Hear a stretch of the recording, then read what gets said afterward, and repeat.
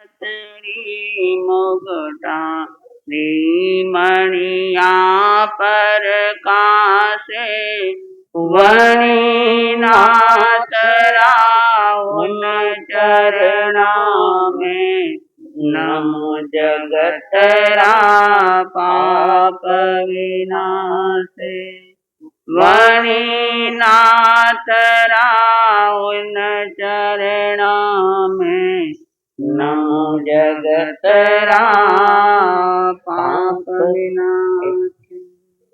ये अभी जो गाथा बोली गई अभी, जिन चरणा सुमामर भगत रे, ये किरमिली गाथा है। ये गाथा किसकी है, कौन सी इसकी है? ये राजस्थानी भक्तांबर है, राजस्थानी भाषा में है भक्तांबर पूरी 48 गाथा। वो संस्कृत में राजस्थानी भाषा में से मारवाड़ रहो जो लेवे है। हेलो सर, करो सेवा है ना। चरम एवं परम तीर्थंकर अहिंसा के अग्रदूत भगवान महावीर स्वामी को अनंत अनंत वंदन तथा बाबा पछ बोल सका पर मैं थाने टाइम दूला स्पेशल है व्रत में होन के कौन नहीं आटे बैठ बैठते व्रत में हो व्रत रो ख्याल रखो आपा दे आया तभी तो अव्रती है समय ले जने वे व्रती हो जाइला। थोड़ी थोड़ी बात समझन की चेष्टा करो, बिना कारण कर्म मत बांधो। कर्मों का अंत करके जिन्होंने अपने जीवन को महापुरुषों की पवित्र वाणी सुनकर पवित्र बनाया है, ऐसे इन 90 जीवों को अनंत अनंत वंदन।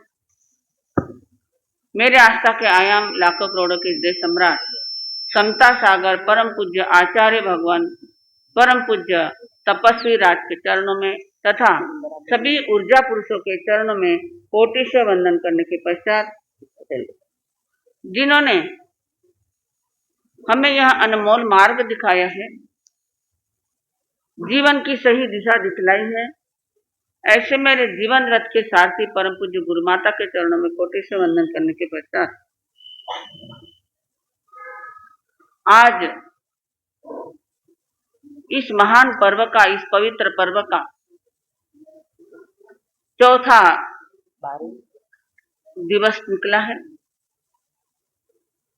इस चौथे दिन में किताब कटे प्रकाश दे मारी जाऊ।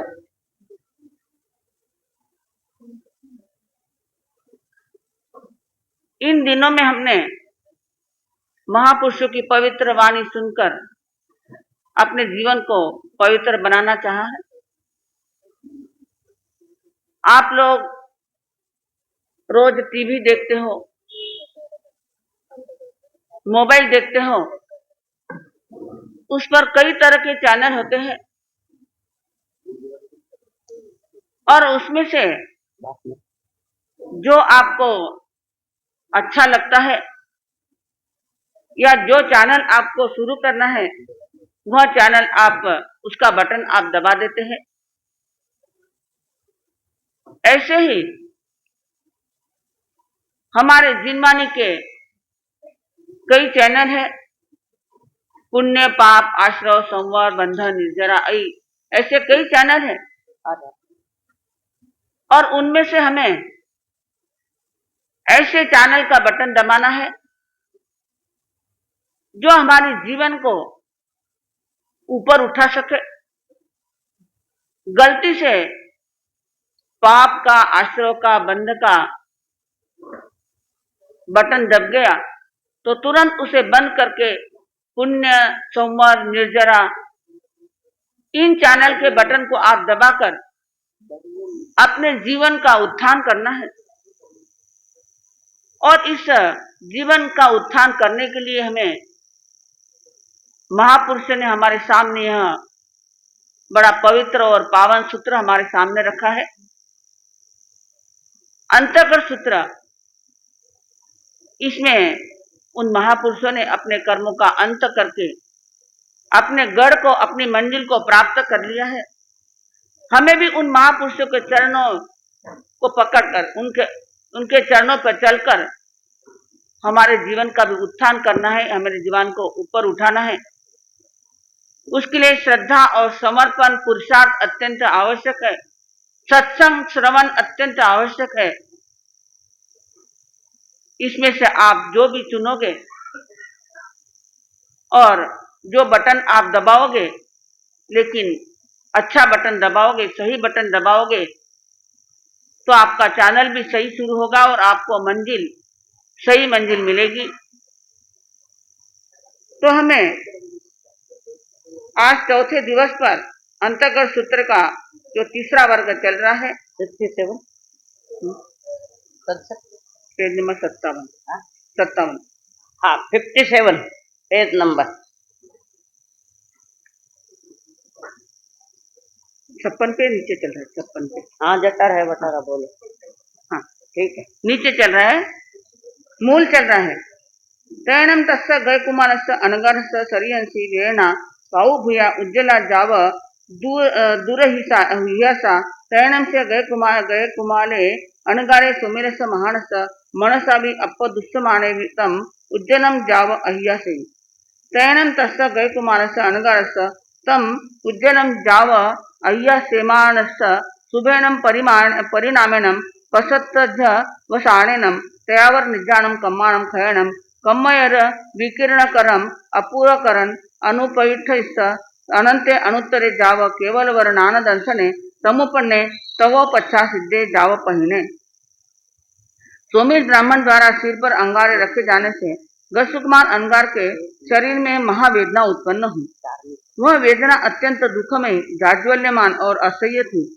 फिर भी गसुकुमार अंगार सोमेश ब्राह्मण पर लेश मात्र भी द्वेष नहीं करते हुए संभाव पूर्वक सहन करने लगे और शुभ परिणाम तथा शुभ अध्यवसाय से तथा तदावरणीय आत्मा के उन गुणों को आच्छादित करने वाले कर्मों के नाश से कर्म विनाशक अपूर्व कर्म में प्रवेश किया, जिससे उनको अनंत अंतरहित अनुत्तर प्रधान निर्वाज्ञात रुकावट रहित निरावरण कृष्ण संपूर्ण प्रतिपूर्ण केवल ज्ञान और केवल दर्शन उत्पन्न हुआ। तत्पश्चात सकल कर्मों के क्षय हो जाने के कारण गस्सुकुमार अंगार कृतकृत्य बनकर सिद्ध पद को प्राप्त हुए, जिससे वे लोकालोक के सभी पदार्थों के ज्ञान से बुद्ध हुए, सभी कर्मों से छूट जाने से परिनिवृत्त यानी शिथिलीभूत हुए, शारीरिक और मानसिक सभी दुखों से रहित होने के कारण सर्व दुख प्रहीन हुए, अर्थात वे गस्सुकुमार अंगार मोक्ष को प्राप्त हुए।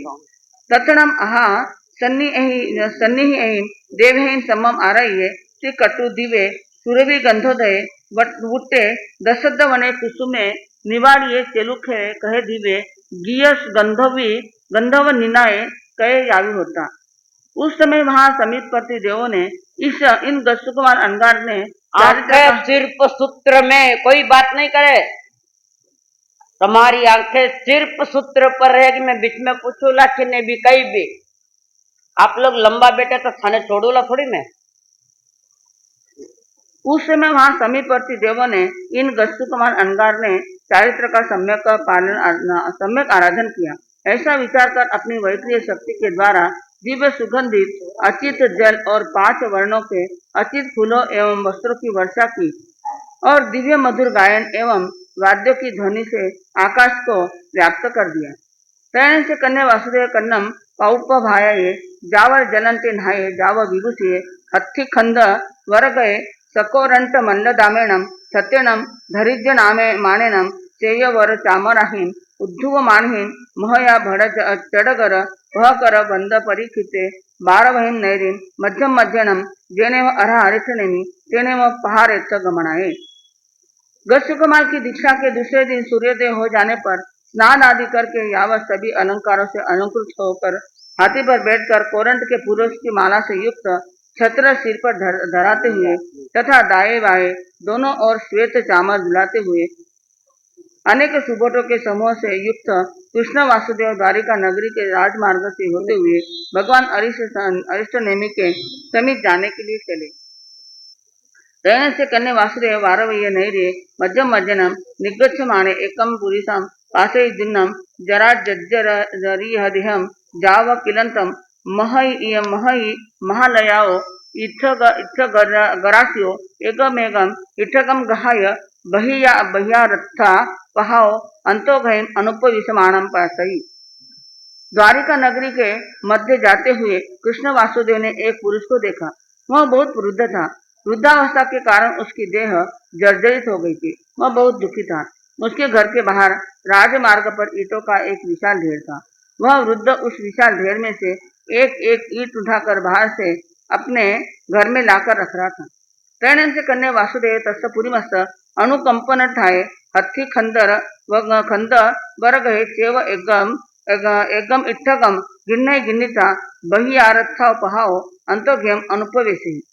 तैणम कन्यानम वासुदेवनम एगे इट्ठग गाय गही आए तमाणिये अनेगहीन पुरुष से महाले इट्ठगस्व राशि रथा पहाओ अंतो घरसी अनुपवेशी। उस दुखी वृद्ध को इस प्रकार कार्य करते हुए देखकर कृष्ण वासुदेव के मन में अनुकंपा उत्पन्न हुई।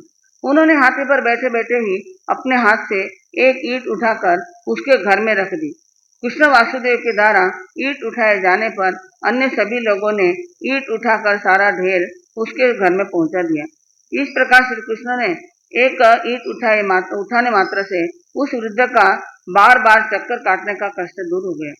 प्रेरण से कन्या वासुदेव बारवे नैर्ये मध्यम मध्यनम निगच्छिता जेने अर्हा अरटनेमि तेने उवागचिता जाव वंदे नमसे वंदिता नमसिता गय सुकुमान अनुगानम अपासमाने अहरम अरटनेमि वंदे नमसे वंदिता नमसिता एवं वयसी कहीणम बनते से मम सौहरे भाया गय सुकुमाने अनुगारे जन्नम अहम वंदामि नमसामि। तैणम अर्हा अरटनेमि कन्नम वासुदेव एवं वयसी साही एनम कन्ना गय सुकुमालम अनगारिणम अपनो अट्ठे। इसके बाद कृष्ण वासुदेव द्वारिका नगरी के मध्य चलते हुए जहाँ भगवान अरिष्टनेमि विराजते थे वहां पहुंचे और भगवान को वंदन नमस्कार किया।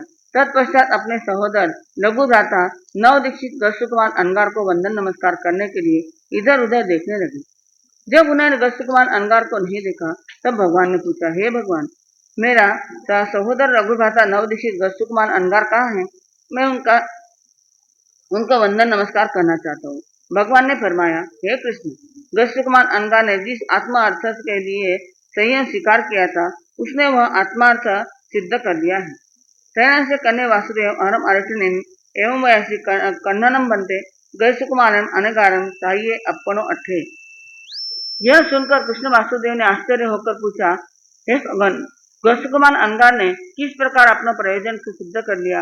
तैणम अर्हा अरिष्टनेमि कन्नम वासुदेवम एवं वयसी एवं खलु कन्ना गस्सुकुमारेणम अनगारिणम मम कन्नम पुब्बावरणम काल समयंसी वंदे नमनसे वंदिता नमसिता एवं वयसी। किस पेज पर चल रहा है? हमारे मिलियो को नहीं झुको पूछो। हाँ, इनके पेज अलग है, अपने पेज अलग है, इनके पेज अलग है, इनके पेज अलग है। यह सुनकर कृष्ण वासुदेव ने आश्चर्य होकर पूछा, हे भगवान, गस्सुकुमार अंगार ने किस प्रकार अपना प्रयोजन सिद्ध कर लिया? तैणम अर्हा अरिष्टनेमि कन्नम वासुदेव एवं वयसी एवं खलु कन्ना गस्सुकुमारम अनगारिणम मम कन्नम पुब्बावरणम काल समयंसी वंदे नमसे वंदिता नमसिता एवं वयसी इच्छामिनम जाव उपो संपज्जितानम विहरे। तैणम तम गस्सुकुमार अनगारम एके पुरुषे पासिता आशुरुत्ते जाव सिद्धे तम एवं खलु कन्ना गस्सुकुमारेण अनगारेण चाहिए अपनो अट्ठे। कृष्ण वासुदेव के इस प्रकार पूछने पर भगवान ने कहा, हे कृष्ण, कल दीक्षा लेने के बाद चौथे प्रहर में गस्सुकुमार अंगार ने वंदन नमस्कार करके मेरे सामने इस प्रकार इच्छा प्रकट की, हे भगवान, मैं आपकी आज्ञा प्राप्त कर महाकाल स्मशान में एक रात्रि की भिक्षु प्रतिमा की आराधना करना चाहता हूँ। हे कृष्ण, मैंने कहा, जैसा तुम्हें सुख हो वैसा करो। इस प्रकार आज्ञा प्राप्त कर गस्सुकुमार अंगार महाकाल स्मशान में गए और वहां ध्यान धरकर खड़े रहे। हे कृष्ण, उस समय वहां एक पुरुष आया और उसने गस्सुकुमार अंगार को ध्यानस्थ खड़ा देखा। देखते ही उसे वैर भाव जागृत हुआ और वह क्रोध से आतुर होकर तालाब से गीली मिट्टी लाया और गस्सुकुमार अंगार के सिर पर चारों तरफ मिट्टी की पाल बांधी। फिर चिता में जलते हुए खेर के अत्यंत लाल अंगारों को एक फूटे हुए मिट्टी के बर्तन में से लाकर गस्सुकुमार अंगार के सिर पर डाल दी। जिससे गजकुमार अंगार को असह्य वेदना हुई, परंतु फिर भी उनके हृदय में उस घातक पुरुष के प्रति थोड़ा भी द्वेष भाव नहीं आया। वे समभाव पूर्वक उस भयंकर वेदना को सहन करते रहे और शुभ परिणाम एवं शुभ अध्यवसाय से केवल ज्ञान प्राप्त कर मुक्त हो गए। इसलिए हे कृष्ण, गजकुमार अंगार ने अपना कार्य सिद्ध कर लिया। तयन से कन्या वासुदेव अरम अरेठनेमि एवं वयसि केशनम मंत्रे से पुरुषे अपत्ये पत्ये जाव परिवज्ये जेनम मम सवोयरम कनियसम भायरम गजकुमार अकाले सेव जीवियाव गौरवीये। तयन अर्ह अरेठनेमि कन्नम वासुदेव एवं वयसि मानम कन्ना तुमम तस्य पुरुषस्य पौ समासवज्जाहि एवं खलु कन्ना तेनम पुरुषेनम गजकुमारस्य अनगारस्य सायुज्य दिन्ने। यह सुनकर कृष्ण वासुदेव ने भगवान अरिष्टनेमि से पूछा, हे भगवान, मृत्यु को चाहने वाला लज्जा आदि से रहित वह पुरुष कौन है जिसने मेरे सहोदर लघु भ्राता गजकुमार अंगार का अकाल में ही प्राण हरण कर लिया। भगवान ने कहा, हे कृष्ण, तुम उस पुरुष पर क्रोध मत करो, क्योंकि उस पुरुष ने गजकुमार अंगार को मोक्ष प्राप्त करने में सहायता दी।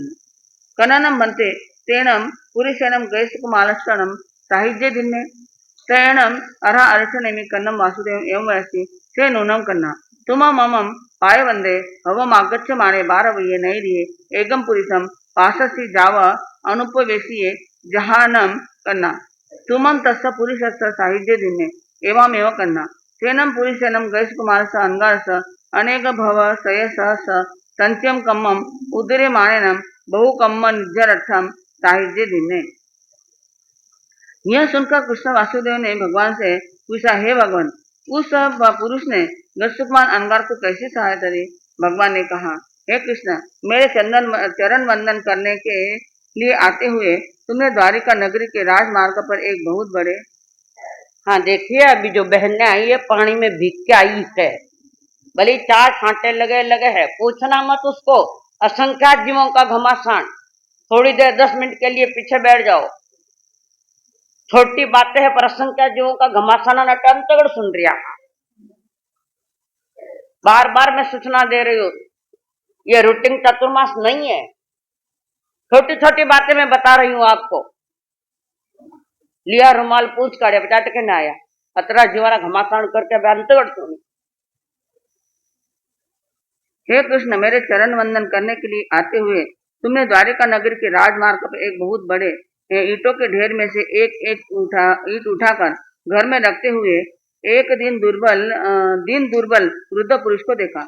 उस पर अनुकंपा करके तुमने उस ढेर में से एक ईंट उठाकर उसके घर में रख दी, जिससे तुम्हारे साथ वाले सभी पुरुषों ने क्रम से उन सभी ईंटों को उठाकर उसके घर में रख दिया, जिससे उस वृद्ध पुरुष का दुख दूर हो गया। हे कृष्ण, जिस प्रकार तुमने उस वृद्ध पुरुष की सहायता की, उसी प्रकार उस पुरुष ने भी गजकुमार के लाखों भावों में संचित किए हुए कर्मों की एकांत उद्दीना करके उनका संपूर्ण क्षय करने में बड़ी सहायता दी है। तैन से कन्या वासुदेव अहरम अरठनेमि एवं वह ऐसी तैनम मनते पूरी से मैं कहम जानी होवे तैनम अहरा अरठनेमि कन्नम वासुदेव एवं वह ऐसी जैनम कन्ना तुमम 12 वे नई रे अनुप विषमाणम पासिता थे तेव धी भेणम कालम करिसई तैनम तुमम जानी जासी ऐसनम से पुरुषे। यह सुनकर कृष्ण वासुदेव ने भगवान से पूछा, हे भगवान, मैं उस पुरुष को किस प्रकार जान सकूंगा। भगवान ने कहा, हे कृष्ण, द्वारिका नगरी में प्रवेश करते हुए तुम्हें देखते ही जो पुरुष आयु की स्थिति के शेष से वहीं पर खड़ा ही मृत्यु को प्राप्त हो जाए, उसी पुरुष को तुम जान लेना कि यह वही पुरुष है। तैन से कन्या वासुदेव अहरम अरचनेमि वंदई नमस्ते वंदिता नमसिता जैन अभिषेयम हत्थिरयणम तेन उवागचिता हत्तिम आराम से बैठ जाओ, पानी महीना आ रही है, व्यवस्था कर जो कहीं भी लगाओ तो व्यवस्था करो। दुरीता जेने 12 नहरे जेने से गुए तेने पहाड़ गमन आए। वासुदेव भगवान को वंदन नमस्कार करके अभिषेक के हाथी पर बैठकर द्वारिका नगरी में अपने भवन की ओर जाने लगे।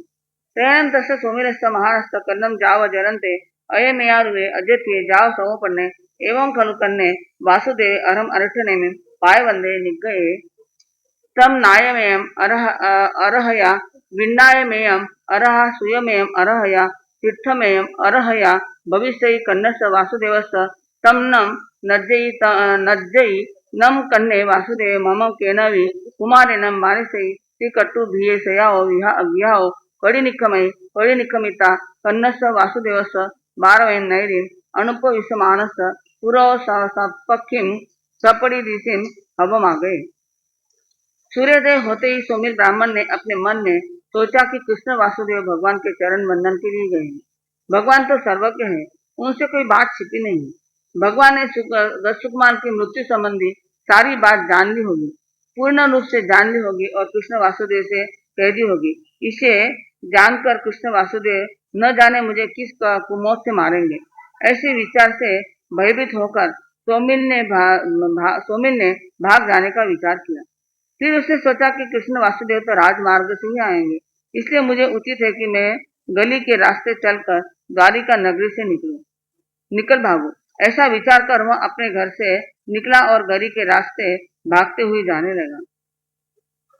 इधर कृष्ण वासुदेव भी अपने सहोदर लघु भ्राता गजसुकुमार अंगार की अकाल मृत्यु के शोक से व्याकुल होने के कारण राजमार्ग छोड़कर गली के रास्ते से आ रहे थे, जिससे संयोगवश वह सोमिल ब्राह्मण कृष्ण वासुदेव के सामने ही आ निकला। शरण से सोमिले महाणे कन्नम वासुदेव सहसा पासिता भिये तेव थी भेनम कालम करे करिता धरणी तलंसी संवंगहीन दसती सन्नी बड़ी। उस समय वह सोमिल ब्राह्मण कृष्ण वासुदेव को सामने आते हुए देखकर बहुत भयभीत हुआ और जहाँ का तहाँ खड़ा रह गया। आयु क्षय होने जाने से वह खड़ा ही मृत्यु को प्राप्त हो गया, जिससे उसका मृत शरीर धड़ाम से धरती पर गिर पड़ा। तेन से कन्ने वासुदेव सोमिलम महानम वासई पासिता एवं वयसी ऐसनम भव देवानुप्रिय से सोमिले महाने अपथ्य पथ्य जाव परिवज्ये जैन मम सवरम कनीय से भायरे गजकुमारे अनगारे अकाले सेव जीव्याओ गौरवीये श्रीकट्टु सोमिलम महानम पाणहिम कड्ढाविता तम भूमिम पाणी एनम अभोखाविता जैनव से गिहे तेनेव उवगे स्वयं ह्यम अनुपवित्ते। कृष्ण वासुदेव ने सोमिल ब्राह्मण को मृत्यु प्राप्त होते देखा, तब वे इस प्रकार बोले, हे देवानुप्रिय, यह वही प्रार्थक जिसे कोई नहीं चाहता, उस मृत्यु को चाहने वाला निर्लज्ज सोमिल ब्राह्मण है। प्राप्त होते देखा, तब वे इस प्रकार बोले, हे देवानुप्रिय, यह वही प्रार्थक जिसे कोई नहीं चाहता, उस मृत्यु को चाहने वाला है निर्लज्ज सोमिल ब्राह्मण है, जिसने मेरे सहोदर लघु भ्राता गजकुमार अंगार को अकाल में ही काल का ग्रास बना डाला। आप चुप बैठो, थोड़ा सा बराबर सेटिंग कर दे, एक बार घड़ी मत करो। ऐसा कहकर उस मृत सोमिल के पैरों को रस्सी से बंधवाकर बराबर, हाँ बराबर, चांडालों द्वारा घसीट कर पीछे आवाज आ रही है बराबर को जोर, और उस शव द्वारा स्पर्शित भूमि को पानी डलवाकर धुलवाया। फिर वहां से चलकर कृष्ण वासुदेव अपने भवन में पहुंचे।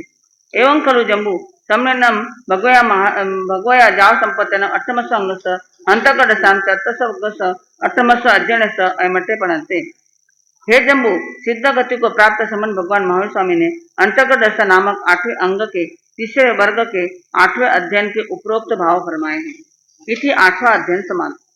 नवमसोख्यो एवं खलु जम्बू तेनम कारणम तेनम समयन भारवे नैरे जहा पड़मय जा विहरे तत्नम भारवे नैरे बलदेवे नामम राय होता बन्नो तत्सनम बलदेवस रन्नो धारिणी दामो देवी होता बन्नो त्रयणस धारिणी सियम सुमिने जहा गोय में नवरम सुमुहे नामम कुमारे पन्नासम कन्नहो पन्नासम दाओ 14 पोइम अहिजय विषम वासई परियाओ शेषम तम चेव जाव सेंतुज्य सिद्धे निखेवो।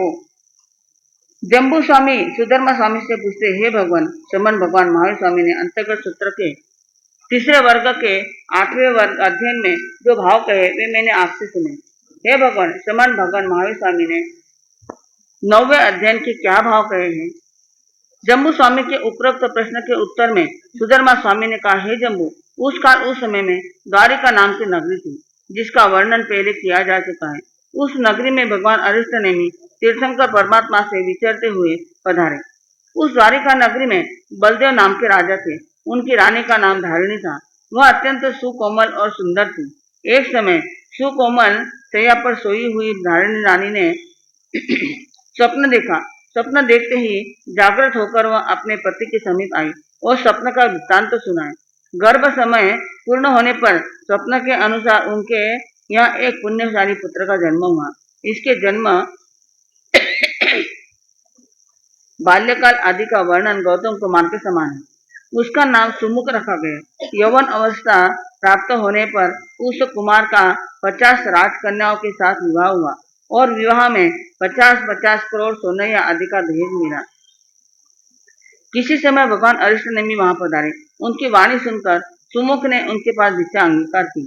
14 पूर्व का अध्ययन किया और 20 वर्ष पर्यंत चारित्र का पर्याय का पालन किया। अंत में शत्रुंजय पर्वत पर संसार करके सिद्ध हुए। हे जम्बू, श्रमण भगवान महावीर स्वामी ने अंतर्गत दशा नामक 8वें अंग के तीसरे वर्ग के 9वें अध्ययन का उपरोक्त भाव कहा है। एवं दुम्हेवी कुवदारेवी दोन्नम्बी बलदेवेतिया धारिणी माया दारुएवी एवं चेव नवरम वसुदेवेतिया धारिणी माया एवं अन्नादिर्थीवी वसुदेव पिया धारिणी माया एवं खलु जम्बू सम्मेलनम जाव संपत्त्यनम 8मस अंगस अंतकरस्थानम तत्यस वग्गस तेरह समस्त अध्ययनस्थ अध्ययने पणते अयमट्टे पणते। इस प्रकार दुम कूपधारक इन दोनों कुमारों का भी वर्णन जानना चाहिए। इन दोनों के पिता का नाम बलदेव है और माता का नाम धारिणी था। इनका सारा वर्णन सुमुख अंगार के समान ही है। दारू कुमार का वर्णन भी सुमुख कुमार के समान ही है। अंतर केवल इतना है कि इनके पिता का नाम वासुदेव और माता का नाम धारिणी था। इस प्रकार अनादिष्टि नाम कुमार का भी वर्णन है। इनके पिता का नाम वसुदेव और माता का नाम धारिणी था। दीक्षा लेकर ये भी मोक्ष गए। हे जम्बू, श्रमण भगवान महावीर स्वामी ने अंतकरसा नामक 8वें अंग के तीसरे वर्ग में 13 अध्ययनों का इस प्रकार अर्थ कहा है। तृतीय वर्ग समाप्त।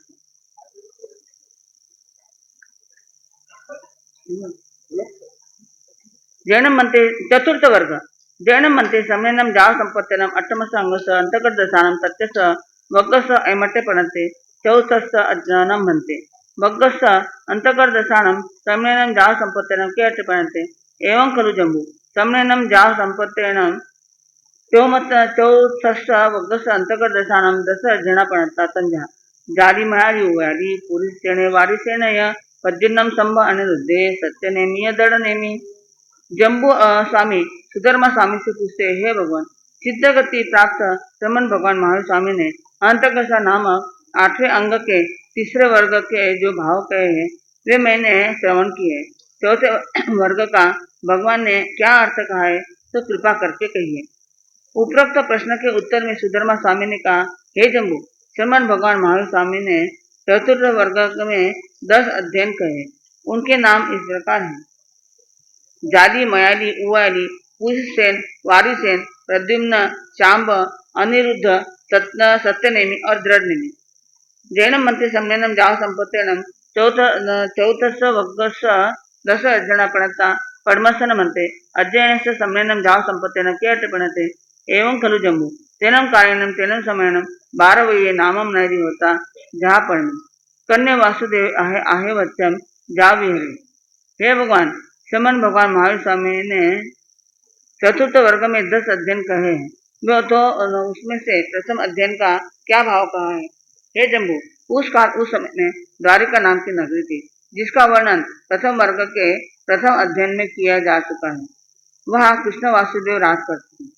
तत्णम 12वें नैरिये वसुदेव राया धारिणी देवी बन्नो जहा गोयमो नवरम जाली कुमारे 50 दाओ 12 संगी 16 वासा परियाओ शेषम जहा गोयमस जाओ सेंतुजे सिद्धे एवं मयाली उयाली पुरुषेन वारिसेनय एवं पद्युन्नेवी नवरम कन्ने प्रिया रूपिणी माया एवं संबरेवी नवरम जम्बुवई माया एवं अनिरुद्धेवी नवरम पद्युन्ने प्रिया देवेद्धि माया एवं सत्यनेमी नवरम समुद्र विजय प्रिया शिवा माया एवं दृढ़ नेमी सवे एकगमा 14 लिखे हो।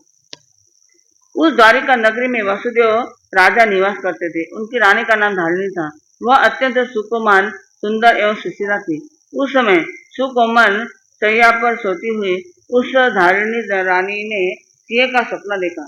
स्वप्न का वृत्तांत अपने पतिदेव को सुनाया। उसके बाद गौतम कुमार के समान एक तेजस्वी पुत्र का जन्म हुआ, जिसका नाम जारी कुमार रखा गया।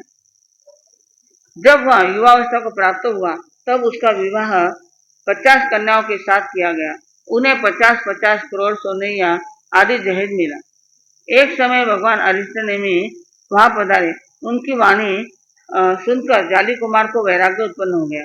माता पिता की आज्ञा लेकर उन्होंने भगवान के पास दीक्षा अंगीकार की। उन्होंने 12 अंगों का अध्ययन किया और 16 वर्ष पर्यंत दीक्षा पर्याय पारी। फिर गौतम अंगार के समान इन्होंने भी शत्रुंजय पर्वत पर 1 मास का संतान किया और सर्व कर्मों से मुक्त होकर सिद्ध हुए। इसी प्रकार मयाली, उयाली, पुरुषसेन, वारिसेन का चारित्र भी जानना चाहिए। ये सभी वासुदेव के पुत्र एवं धारिणी के अंगजात थे। इसी प्रकार प्रद्युम्न का चारित्र भी जानना चाहिए। इनके पिता का नाम कृष्ण और माता का नाम रुक्मिणी था। इसी प्रकार शांबु कुमार का वर्णन भी जानना चाहिए। इनके पिता का नाम कृष्ण और माता का नाम जाम्बवती था। इसी प्रकार अनिरुद्ध कुमार का वर्णन भी जानना चाहिए।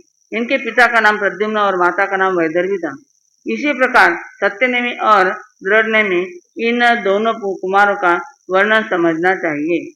इन दोनों के पिता का नाम समुद्र विजय और माता का नाम शिवा देवी था।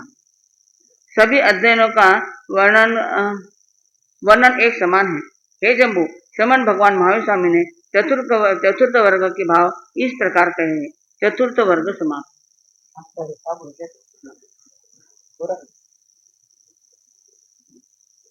आगमे, तिभिये, पणते, तंजा, सुतागमे, अर्थागमे, तदुभयागमे, इस तरह 3 प्रकार आगम रूप ज्ञान के विषय में अतिचार लगाए आलोन।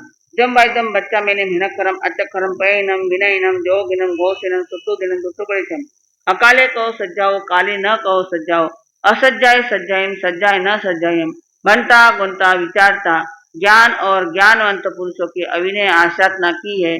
तस्मिच्छामि दुःखम। और सज्जाए सज्जायम, सज्जाए न सज्जायम अर्थ कहिए। Okay okay okay okay. आनंद रूपम परमात्म तत्वं समस्त संकल्प विकल्पमुक्तम्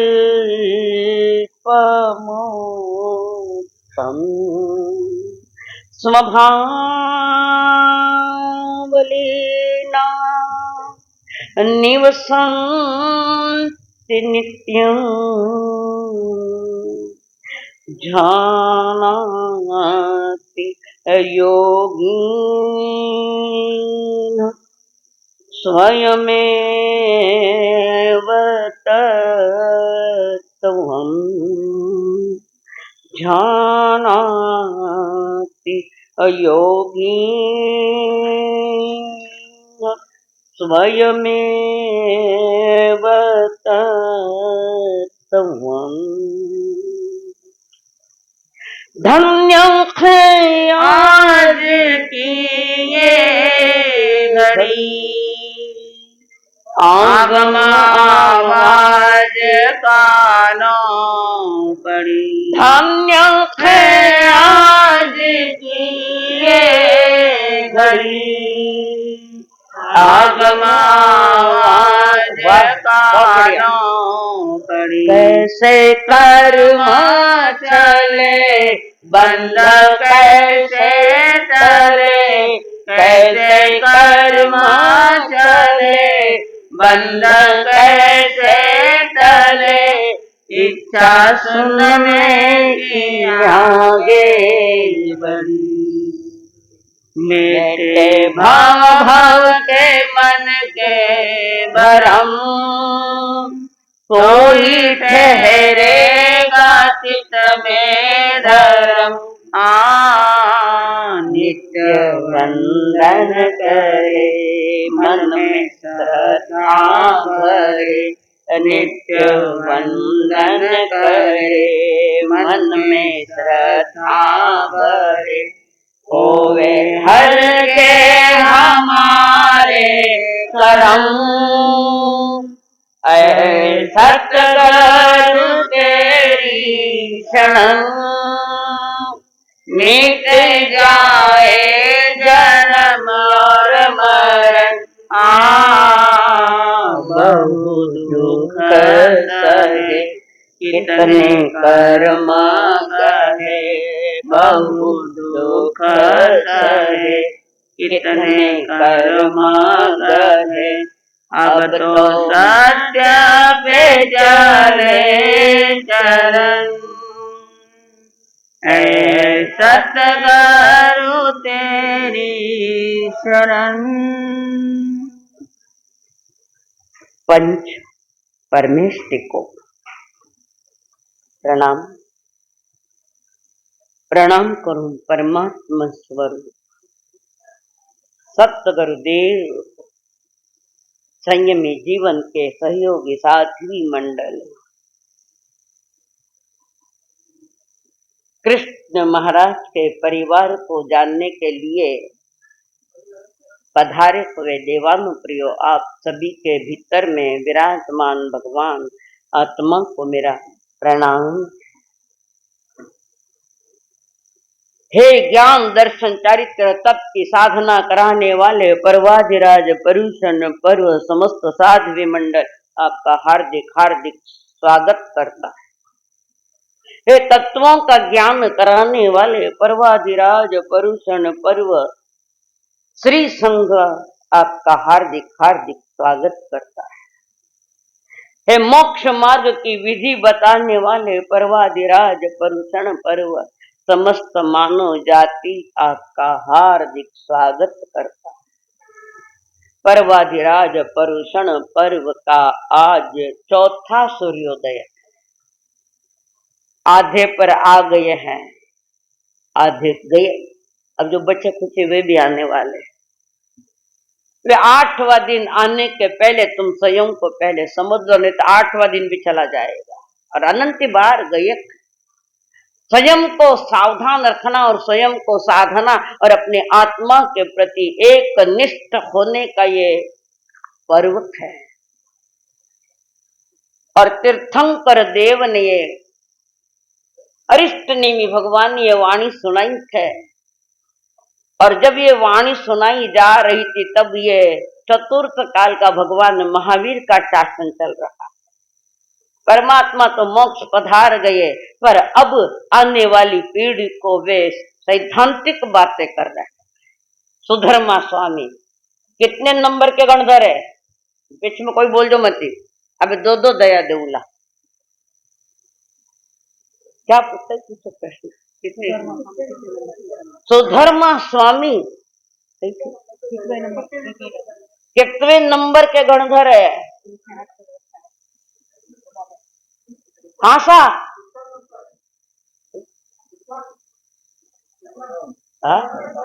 5वां नंबर वाला, तो गणधर कतरा हुआ?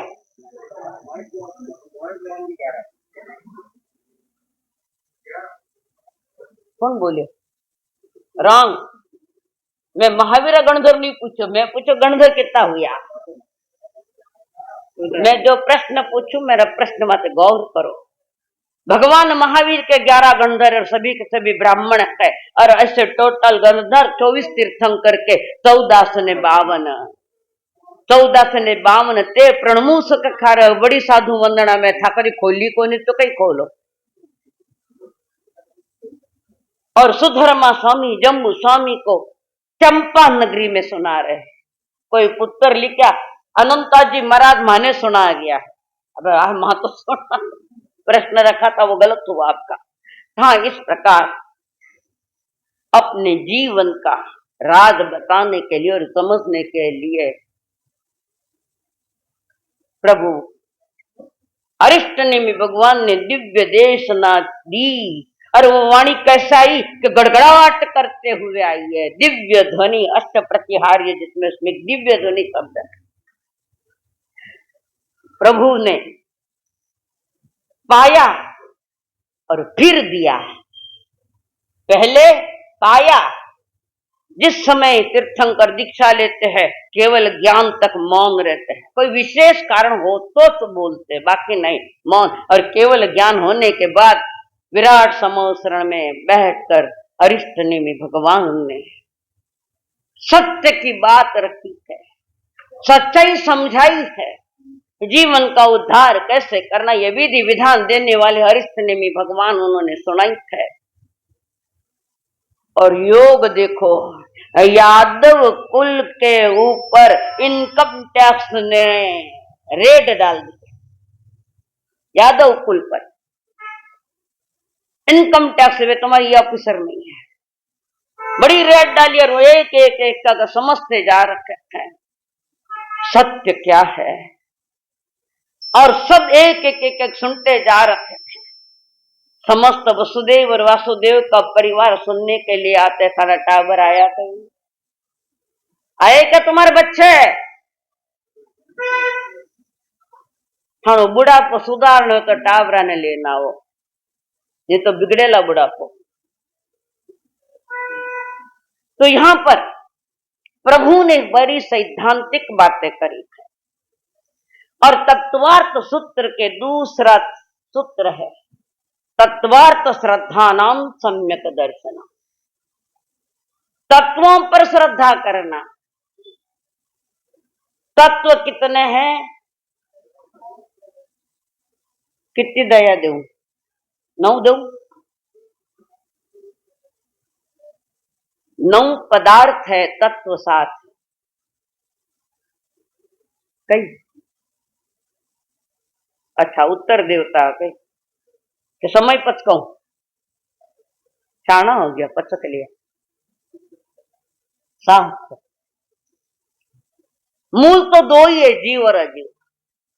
उसका विस्तार जो बनता है अपना 7 बनता है, उसके आगे उसका 9 का भी विस्तार किया है। 7 से 9 समझाने के लिए किया है। कारण पहले ही पूछा गया था कि आपके आगे के आने वाली पीढ़ी कैसे होगी, मठ मातारी और कुटिल रहेगी, चालाक रहेगी।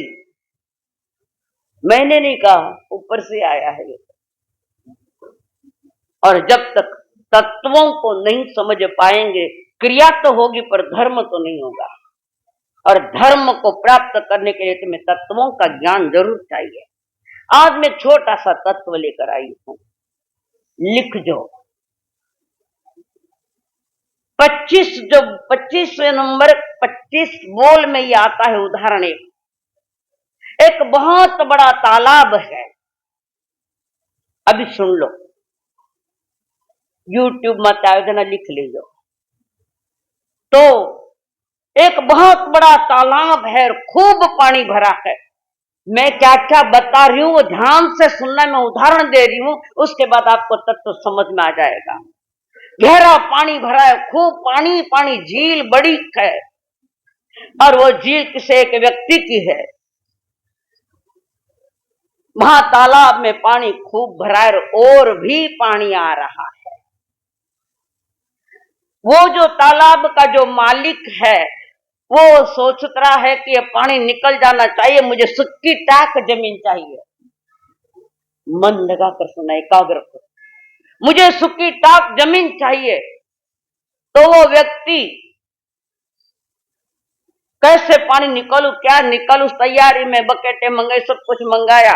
और उसके ऊपर 5 पाइप लगे हैं, पाइप में से भी पानी उसमें आ रहा है, तालाब में आ रहा है।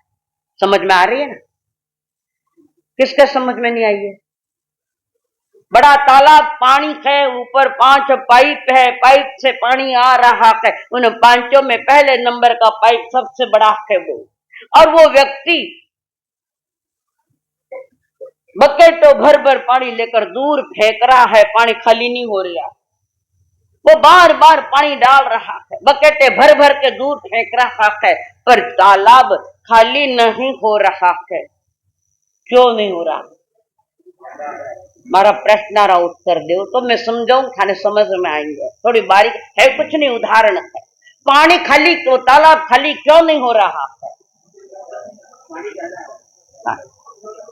तो वो परिश्रम कर रहा है, वो व्यक्ति अब खाली होगा, बाद में खाली होगा, और वो खाली नहीं हो रहा है।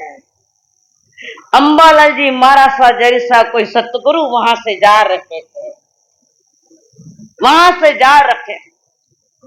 उस व्यक्ति को उसने देखा कि जो तालाब से पानी उलीच रहा है बकेट भर भर के, और तालाब खाली नहीं हो रहा है। सतगुरु को जाते देखा, वो व्यक्ति वहां आया और सतगुरु ने पूछा, क्या चल रहा है, ये क्या कर रहे हो आप? पानी रा आवाज कने ध्यान दीजो मती, सिर्फ जिनवाणी कर ध्यान दो। मैं बारीक बात बता रही हूँ ताकि तुम्हारे जीवन हो। अभी धर्म का जन्म नहीं है, क्रिया हो सकती है, पुण्य बन सकता है। तो वहां पर सतगुरु ने पूछा, तुम क्या कर रहे हो? मुझे खाली तालाब चाहिए, सूखी टाक जमीन मुझे चाहिए, और मैं पानी निकाल रहा हूँ।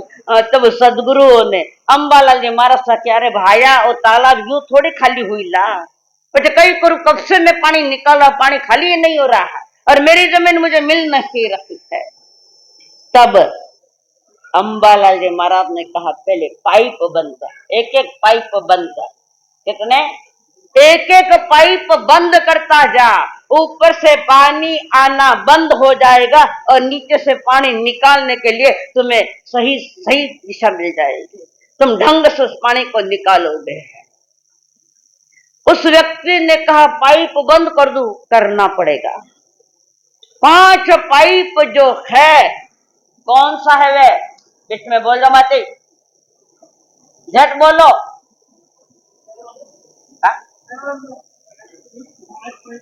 पाइप 5 पाइप कौन से है? हाँ, बिल्कुल बिल्कुल बिल्कुल, हाँ।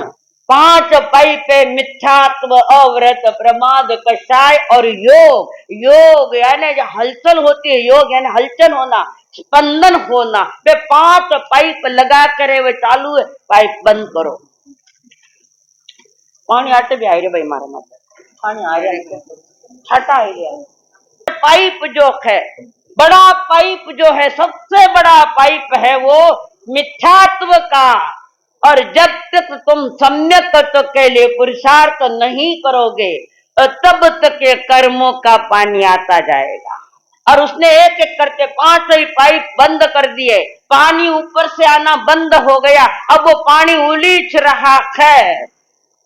सदगुरु देव ने ये प्रक्रिया बताई, वो बंद कर पहले, और फिर पानी निकाल, और पानी निकाल रहा है। अब तालाब खाली होता जा रहा है, तालाब खाली होता जा रहा है। ऊपर से पाइप बंद, नीचे से पानी निकाल रखे हैं। गुरु की आज्ञा का, गुरु की आज्ञा का पालन किया जा रहा है। कितनी पालन करिए, गुरु आज्ञा का कितना पालन किया बताओ पहले? किसने किया गुरु आज्ञा का पालन? क्या आपके गुरुओं ने नहीं बताया था? तो बतान से बात करो, आवाज नहीं, बारीक बात समझा रही हूं, समझने की चेष्टा करो। और वो व्यक्ति पानी निकाल रहा, ऊपर से पाइप बंद हो गए, और धीरे धीरे धीरे धीरे तालाब खाली हो गया। उसके बाद जो मिट्टी में पानी था वो निकाला नहीं जा सकता, तो उसने क्या, सदगुरुदेव ने कहा, सूरज की धूप उस पर पड़ने दो, कहीं कहीं थोड़ा बहुत पानी रह गया है मिट्टी में, दरारों में थोड़ा पानी है, तो सूरज के ताप से उसको तपने दो, वो सूख जाएगा, पूरा के पूरा सूख जाएगा। उसके बाद तुम्हें तुम्हारी सूखी टाक जमीन मिल जाएगी। बस ये उदाहरण के ऊपर मैं कह रही हूं, यह वितराग का मार्ग है। पहली बात बताऊं, वो तालाब है, वो सुख का जो तालाब है वो मेरी चेतना है, वो सुख का तालाब मेरी चेतना है, मेरी आत्मा है। कर्मों का जल उसमें आया, आज का नहीं अनादि से कर्मों का जल उसमें आया है और तालाब कर्मों से भरा पड़ा है, पानी से भरा पड़ा है। ऐसे ही मेरी आत्मा पर कर्मों का जाल पड़ा हुआ है। ऊपर से पाइप खुला है, पानी आ रहा है और इधर तुम पानी निकाल रहे हो। क्या तुम्हारी आत्मा मिल जाएगी आपको सुख की टाप?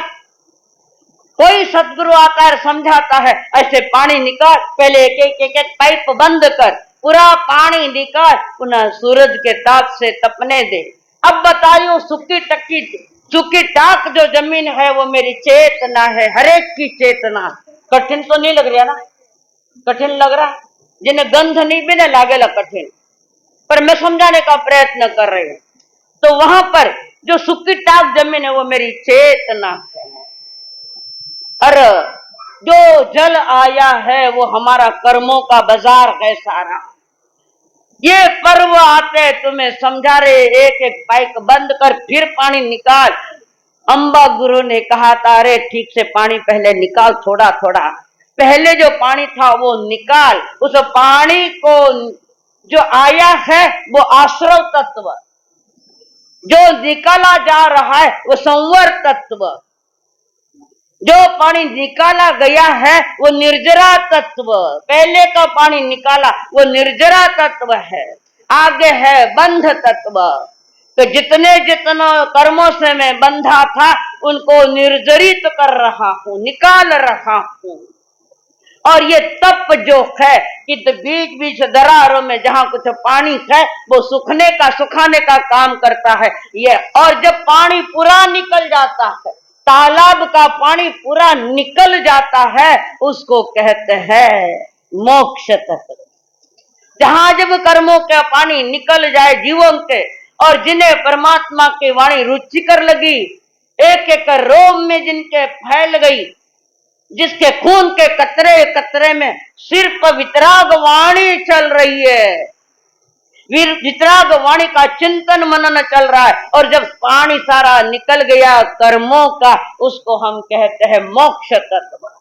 और इस मोक्ष को पाने वाले जिनका अंदर का सारा कर्म जल गया, खत्म हो गया, तो वे जीव 90 प्रकार के जीव है जिन्होंने भगवान की वाणी सुनी और मोक्ष की तरह चले गए। कितने कर्मों के साथ मेरी चेतना जुड़ी हुई है, बीच में नहीं बोल कौन सिखाए मैं? हाँ बोलो पीछे वाले, कितने कर्मों के साथ मेरी चेतना बंधी हुई है?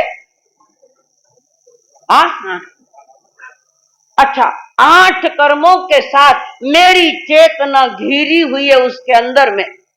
इसमें सबसे ज्यादा किस कर्म की प्रकृतियां सबसे ज्यादा है? 8 कर्मों में किस कर्म की प्रकृतियां सबसे ज्यादा है? मैंने मालूम हो तो ए बोलो ना, मैं सीधा प्रश्न पूछू तो नहीं। सबसे ज्यादा कर्म प्रकृतियां और सबसे ज्यादा बंधने वाला कर्म, सबसे ज्यादा कर्म प्रकृतियां है नाम कर्म की 93 प्रकृतियां या 103, मोहनी कतरी 28 है। और सबसे ज्यादा इकट्ठे होने वाली प्रकृतियां वेदनीय कर्म की है, चाहे वो साता हो चाहे असाता हो। प्रति समय हर जीव कभी साता का अनुभव करता है, कभी असाता का अनुभव करता है। ज्यादा से ज्यादा इन वेदनीय कर्म का तूफान आया हुआ। ज्ञानी लोग उस तरफ अपने आप को जोड़ते नहीं है। और 5 इंद्रियां है, इन 5 इंद्रियों में कौन सी इंद्रिय खतरनाक है? 5 इंद्रियों में कौन सी इंद्रिय खतरनाक है?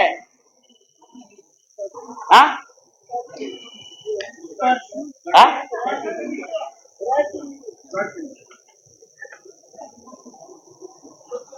सबसे ज्यादा कर्म बंधता है कि स्पर्श इंद्रिय से।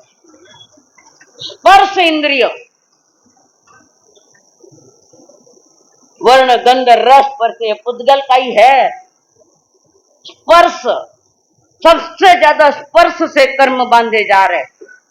तो ज्ञानी जन कह रहे कि जिन्होंने सब इंद्रियों के प्रति अपने आप को अलग कर लिया, इंद्रिय विषयों के तरफ उनका ध्यान नहीं, उनका ज्ञान तो भगवान की वाणी सुनने के बाद निज आत्मा की तरफ ध्यान है, और जिनका शरीर के प्रति ज्यादा ध्यान है वे संसारी लोग थे।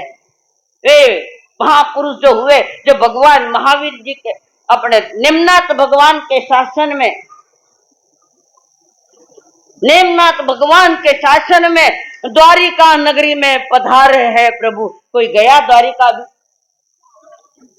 द्वारिका के अवशेष देखे? कौन? आशा जाने के હવે થાણા રાજમહેલ છે। मोदी जी पंडु में बैठकर नीचे द्वारिका देखी, उसके अवशेष है वहां पर।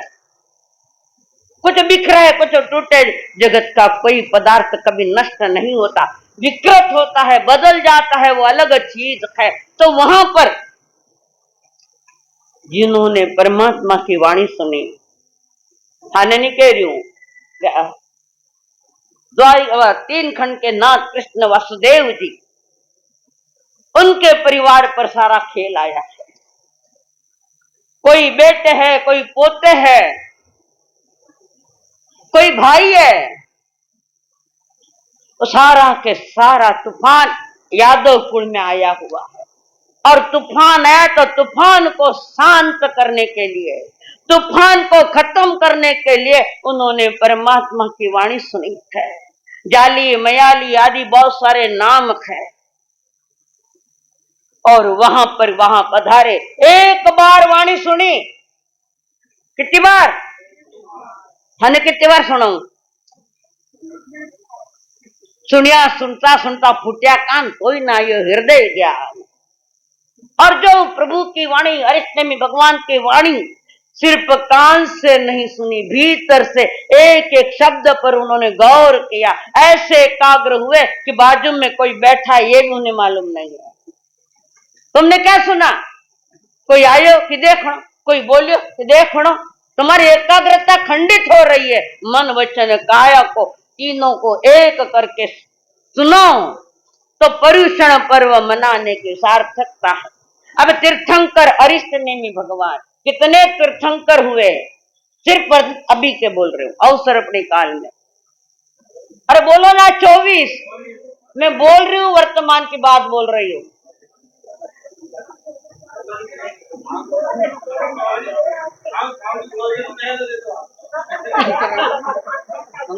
गालियां काटे मैंने से लगाकर महावीर जी तक। और भी कोई एक तीर्थंकर हुआ है? बताओ कोई और भी एक तीर्थंकर हुआ है? कोई हुआ? श्रेयांश कुमार तीर्थंकर नाम की प्रकृति नहीं, पर सबसे पहले दान तीर्थ की स्थापना करी। सबसे पहले दान श्रेयांश कुमार के हाथ से आदिनाथ भगवान को गया हुआ है। और उनको जाति स्मरण ज्ञान हुआ था, और जाति स्मरण ज्ञान में श्रेयांश जी ने देखा कि कल्प वृक्ष सूख रहा है और अभी तक उनका पारणा नहीं हुआ। गलती करी, जनतारी गलती नहीं, बिना कर्म उदय में आया है। वो छिंकी बांधी, ये बहुत दूर की बात चली है। तो वहां पर श्रेयांश कुमार ने इस अवसर अपने काल में सबसे पहले दान दिया आदिनाथ भगवान। तो दान देना भी एक तीर्थ है, पवित्रता। तीर्थ का अर्थ है पवित्रता, तो दान देना भी एक पवित्र रस्म है। तो दान तीर्थ खड़ा किया, कर यानी करना। तीर्थंकरों ने तीर्थ की स्थापना की, तो श्रेयांश कुमार ने दान तीर्थ की स्थापना की। इसके लिए उनको दान के तीर्थंकर कहा जाता है। बाकी सब नाम कर्म के प्रकृति वाले वे है तीर्थंकर। तो ऐसे 22वें तीर्थंकर अरिष्टनेमी भगवान, जिनकी वाणी सुनकर यादव कुल से आ रहे हैं। एक बार वाणी सुनी, तहलका मच गया भीतर में, तूफान मच गया अंदर में। मैं क्या कर रहा, परमात्मा क्या फरमा रखे, मैं किसी दिशा में जा रहा हूं। और प्रभु ने कौन सी दिशा बताई? थारा मन में आयो कभी? 4 दिनों में आया कभी किसी के मन में?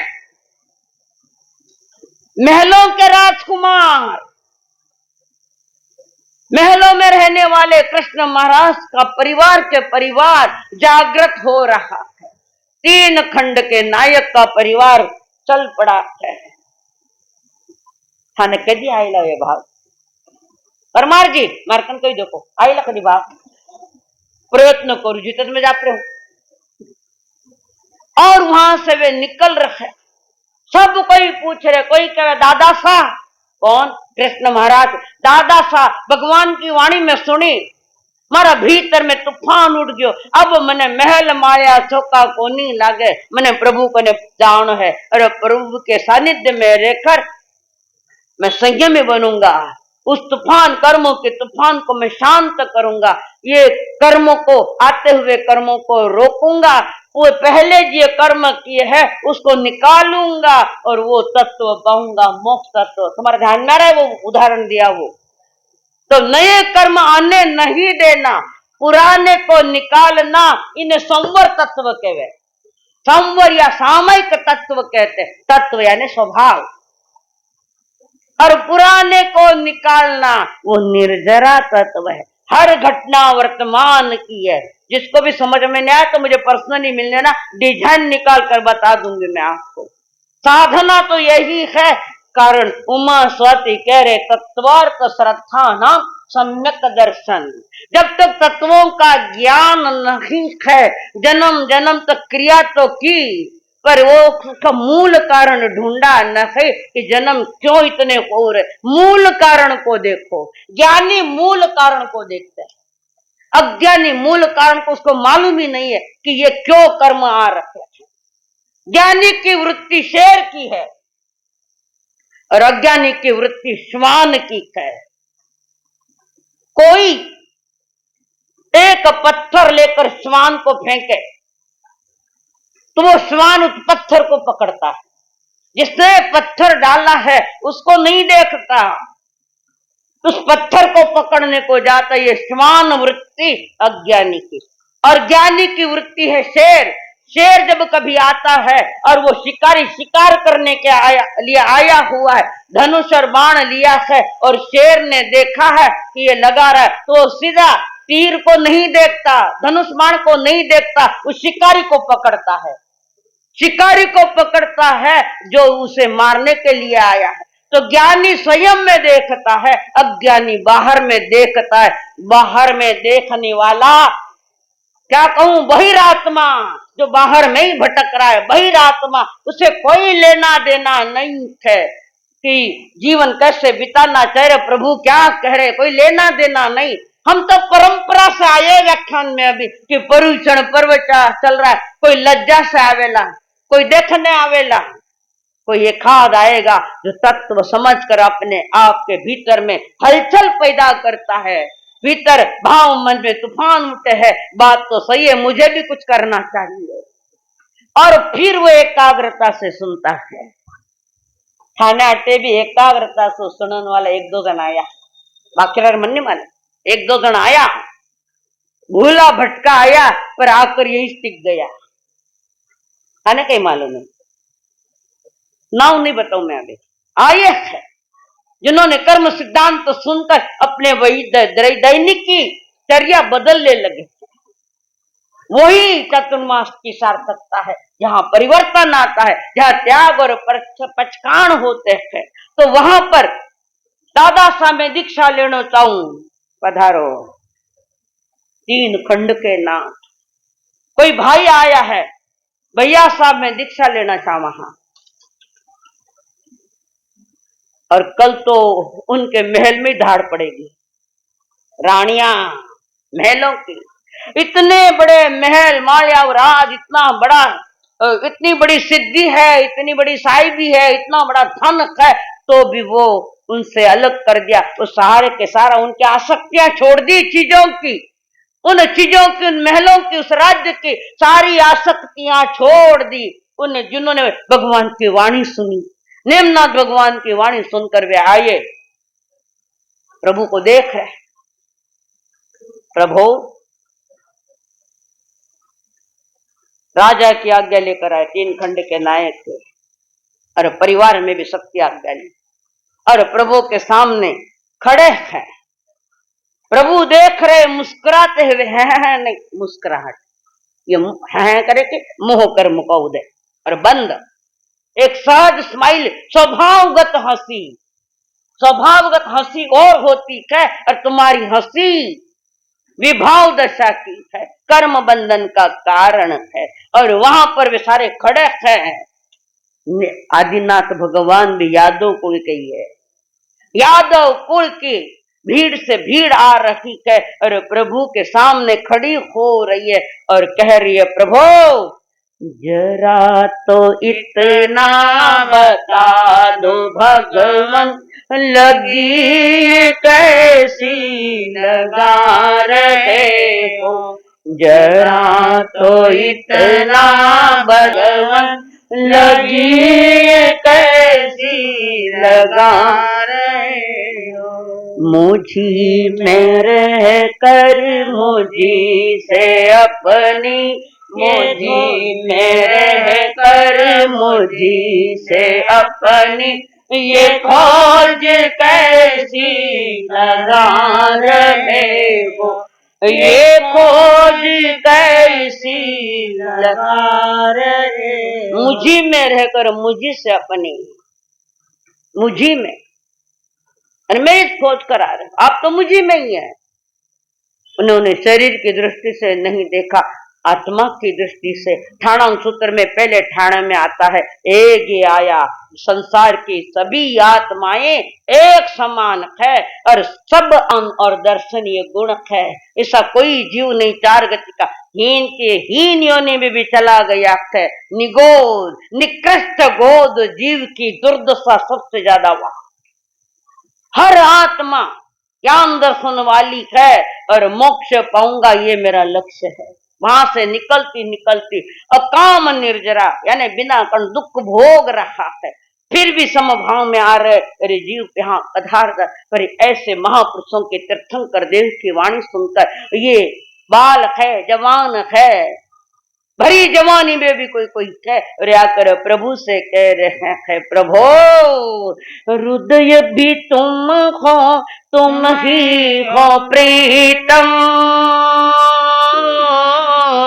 हृदय भी तुम ही हो प्रीतम, प्रेम भी तुम ही हो प्रेमी, पुकारता मन तुम ही को क्यों फिर, तुम ही जो मन में समा रहे हो, पुकारता मन तुम ही को लेकर, तुम ही तो मन में समा रहे हो, जरा तो इतना बता दो भगवान, लगी ये कैसी लगा रहे हो। कैसी लगन लगा दी और उसी लगन में हम मगन है।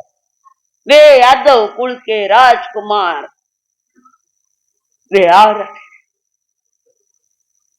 और जो भी आ रहा है कृष्ण महाराज के पास, कोई कहता है पिताश्री आज्ञा दो, प्रद्युम्न कुमार, झंडन मुनि भी उनका ही कुमार बेटा है कृष्ण महाराज का, उनका वर्णन इसमें नहीं है। फिर भी जो भी आए, जिन्होंने एक बार परमात्मा की वाणी देश न सुनी, वो उन्हें बांसुरी जैसी लगी। थाने कड़ी लगी, कैसे लगी तुमको? मधुर बांसुरी बज रही है और मधुर बांसुरी बजते ही कोई एक सर्प जैसे नाचता है बांसुरी को सुनकर, ऐसे ही उनके भीतर में हलचल मच कर प्रभु के कहते हैं, प्रभु आपकी वाणी हमने सुनी, लग रहा है संसार अक्कीवा बक्कीवा है, दुखमय है।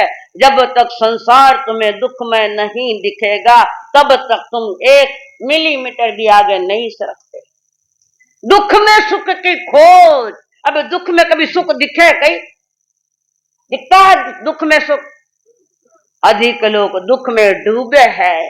जन्म दुखम जरा दुखम रोगाणी मरणाणी अहो दुखो संसारो जस के संते जंतन। संसार दुखमय है, ये भव्य आत्माओं के समझ में आती है। और जिनको समाज संसार बढ़ाना है उनके लिए ये बात नहीं है। बात उनकी कि एक बार सुनियो ने निकल पड़िया, एक बार सुनियो ने निकल पड़िया, क्या वो देश ना होगी अरिष्टने में भगवान की। और कितनी वे लोग जो बैठते हैं समूह में कितनी शांति का अनुभव करते हैं। कोई श्रावक बनता है, कोई श्राविका बनती है हैसियत के अनुसार, कोई साधु बनता है, कोई साध्वी बनती है और कोई साधु बनकर मोक्ष की यात्रा करता है। ऐसे 90 जीवों का इसमें अधिकार है। और इसने में भगवान और कृष्ण महाराज स्वयं पधार है रथ में बैठकर। पूरा के पूरा लवाजमा आ रहा है, राजघराने का लवाजमा आया हुआ है। और अरिष्टने में श्री कृष्ण महाराज ने प्रभु को वंदन किया, उनके भाई बैठे थे, वंदन किया। और ये जितने भी आए हैं महलों के, ये कृष्ण महाराज के सारे परिवार वाले हैं, सारे के सारे परिवार वाले हैं। हर कोई आता है, महाराज आज्ञा दो। उन्होंने कुछ नहीं कहा, कारण वो समझते थे नियति का खेल अजब है। वो मन में सोच रहे हैं मैं तो दीक्षा ले नहीं सकता। क्यों? नियाणा करके आए वासुदेव। वासुदेव जी अपने जीवन काल में कई क्रियाएं कपट युक्त करते हैं। वासुदेव करते कपट करते हैं, पर अधर्म का साथ देकर नहीं। नरोवा कुंजरोवा उसमें आता है, नर कौन है पता नहीं, पर वहां कपट किया कृष्ण महाराज ने, पर उन्होंने धर्म का साथ दिया। तुम्हारा कपट संसार को साथ दे रहा, कपट से भरा जीवन। अनमाने कट जानो, मुख जानो के घर जानो, घर नहीं जानो, सब बाटे रह जाइए। सबने साधु प्रतिक्रम सिखाओ, समझो, हलचल पैदा करो कि वे क्या कह रखे है। तत्वार्थ श्रद्धा नाम सम्यक दर्शन। जो तत्वों को जानता है, समझता है और जिसको पाना है उसको पाता है। भाई जी कुण क्यों बातें करने था ने के सारे पधार। कृष्ण महाराज आए हुए हैं। प्रभु मैं दीक्षा ले नहीं सकता, मैं नियाणा कर।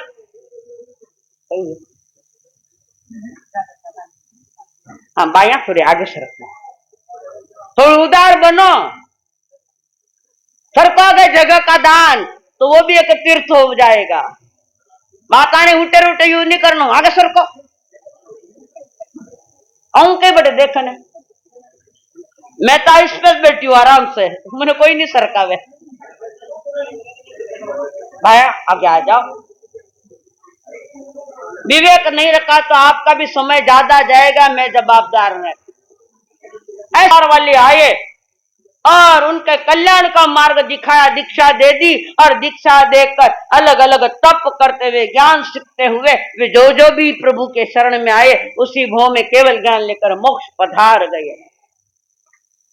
परमात्मा महावीर जी ने, परमात्मा महावीर हो या कोई भी तीर्थंकर हो, उन्होंने 4 प्रकार की बातें को दुर्लभ कहा है। 4 प्रकार।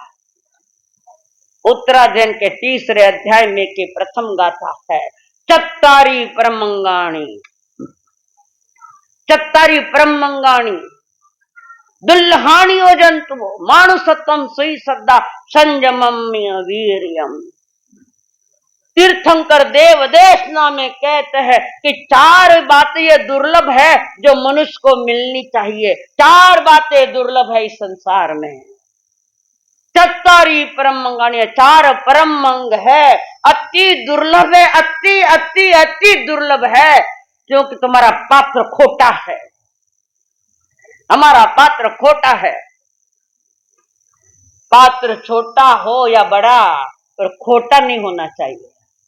भले पात्र छोटा हो पर खोटा नहीं चलेगा इस मार्ग पर। तो परमात्मा ने फरमाया 4 बातों का, 4 अंगों का मिलना बड़ा दुर्लभ है।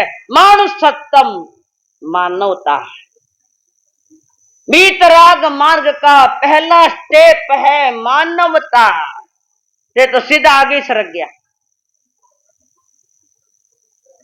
ये नींव है मानुषत्तम, ये नींव है। फिर उस पर चारित्र के महल खड़े किए जाते हैं। मानुषत्तम सुई, सुई यानी सीमंडरी सुई नहीं, सुई यानी श्रवण दुर्लभ है। फिर तो सुन रहा हूं पे जो दुर्लभ पटे, सुन तो रहा हूं जो दुर्लभ पटे। आगम और अध्ययन करो थोड़ा। दुर्लभ है वो श्रवण। कौन सा? क्या क्या? श्रवण दुर्लभ क्यों? एक बार सुन लिया और जीवन को निहाल कर दिया, जीवन में परिवर्तन आ गया। वीतराग मार्ग के प्रति ठीक से सुनना और जीवन में परिवर्तन लाना, खोटी आदतों को निकालना, ये श्रवण दुर्लभ है। ये तो गणेश आदत वश है, तो आदत वश है, आदत लग गई है सुनने की। धर्म की भी आदत नहीं लगाई जाती। सिर्फ आदत नहीं, जो भी थोड़ा बहुत सुनने में आया है उस पर गौर करो, मनन करो, चिंतन करो, अनुप्रेक्षाएं करो, यानी भावना, चिंतन, मनन। और वो सुनने के बाद अगर आपके भीतर में परिवर्तन आ रहा है तो समझना श्रवण सही है, वरना दुर्लभ। श्रवण तो क्या था, रोहिणिया चोरने नहीं हुआ, बाप ने कुछ अलग करके भेजा था। लंबा चौड़ा है, कभी समय तो बताऊं। श्रवण किया था अर्जुन मालागार ने, आ रहा है कल। भले ही वो श्रावक की ओर से सुना है, पर सुनना मूल्य है, महत्व है। किसके मुख से सुना है सत्य मार्ग, वो किस जाति का है, किस गति का है, हमारा विषय नहीं है। पर सुना है धर्म को, वो अर्जुन मालागार, महा हत्यारा, तो एक कल या परसों आ जाएगा, फिर बताऊंगा। तो वहां पर श्रवण वो कि जो सुनकर पार हो जाए, और जो सुनकर पार हो जाए उसका नाम है श्रावक।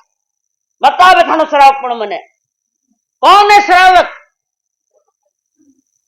आज मैं तेज भाषा में बोल रही हूं, मने भी समझे है, पर थाना भीतर में भेजने वास्ते क्यों कि ते सब बोला हो, सत्य सब बोला हो। थाने सुनना, सुन लिया और पार हो गए, श्रवण कर लिया और जीवन का उत्थान कर लिया। सादी सादी बातों भी मालूम है कि पाप लगता है तो ही करे, मालूम है कि 8 दिनों में कम से कम मुझे त्याग में जीवन बिताना चाहिए। किसने त्याग किए पूरे के पूरे? बताओ, आपके हाथ में पर्चे दिए थे, पूरे के पूरे पर्चे। तुम बाकर न कहियो ठेठ घना पाप करिया के, क्यों नहीं भर है? मैं पूरा नहीं भर पा, उसका खेद भी करो कि मैं 100 के 100 नियम नहीं भर रखा हूं। खेद नहीं, कुछ नहीं है, फिर तुम्हारा सुनना क्या है? सुनने के बाद जिन वाणी पर विश्वास जागना था, पवित्र विश्वास, देव गुरु धर्म के, वो विश्वास हो, और देव गुरु धर्म के विश्वास के साथ निज आत्मा पर अनुभव करो। श्रद्धा, जिसको श्रद्धा कहते हैं, अनुभूति कहते हैं। आचार्य भगवान कई बार ये विषय चलाते हैं व्याख्यान में, मैं अलग और मेरी आत्मा अलग है ना? अनुभव हुई गया एक आधा छुंटे पर ने क्यों कि ए होळे कर, अब थानो अनुभव करो, शेर तो अलग है, अनुभव करते हैं। श्रीमद रायचंद जी कह रहे, जा जा जे जे योग्य छे त्या तम जूते, त्या त्या देखे आचरे आत्मार्थी जन है। क्या योग्य है, क्या योग्य है, इसका पहले भेद करो। ज्ञानी जन उसमें जाते हैं। अठाणा तब के संवत्सरी तक रचम है मिलने वाला, बाकी तो सब पंच उड़ जाएगा। थाने नहीं कियो, मैं मार को नहीं क्यों देखो आंखा काढ़ो, मैं कहीं डरूता नहीं आंखा। तो वहां पर मानु सत्तम सुई यानी श्रवण, तीसरा है श्रद्धा, आत्म श्रद्धा, सेल्फ कॉन्फिडेंस, सेल्फ कॉन्फिडेंस, आत्मा की श्रद्धा, अनुभूति, और फिर है संयम। संयम आना कठिन है। आज के संयम की बात नहीं कर रही हूं मैं, ये मोक्ष मार्ग का जो संयम है, जिसको चारित्र कहते हैं। कोई आवे है न कोई जावे है। हाँ, बेगा जाओ डिस्टर्ब पर। प्रभु ने फरमाया वीतराग मार्ग का पहला कदम है मानवता।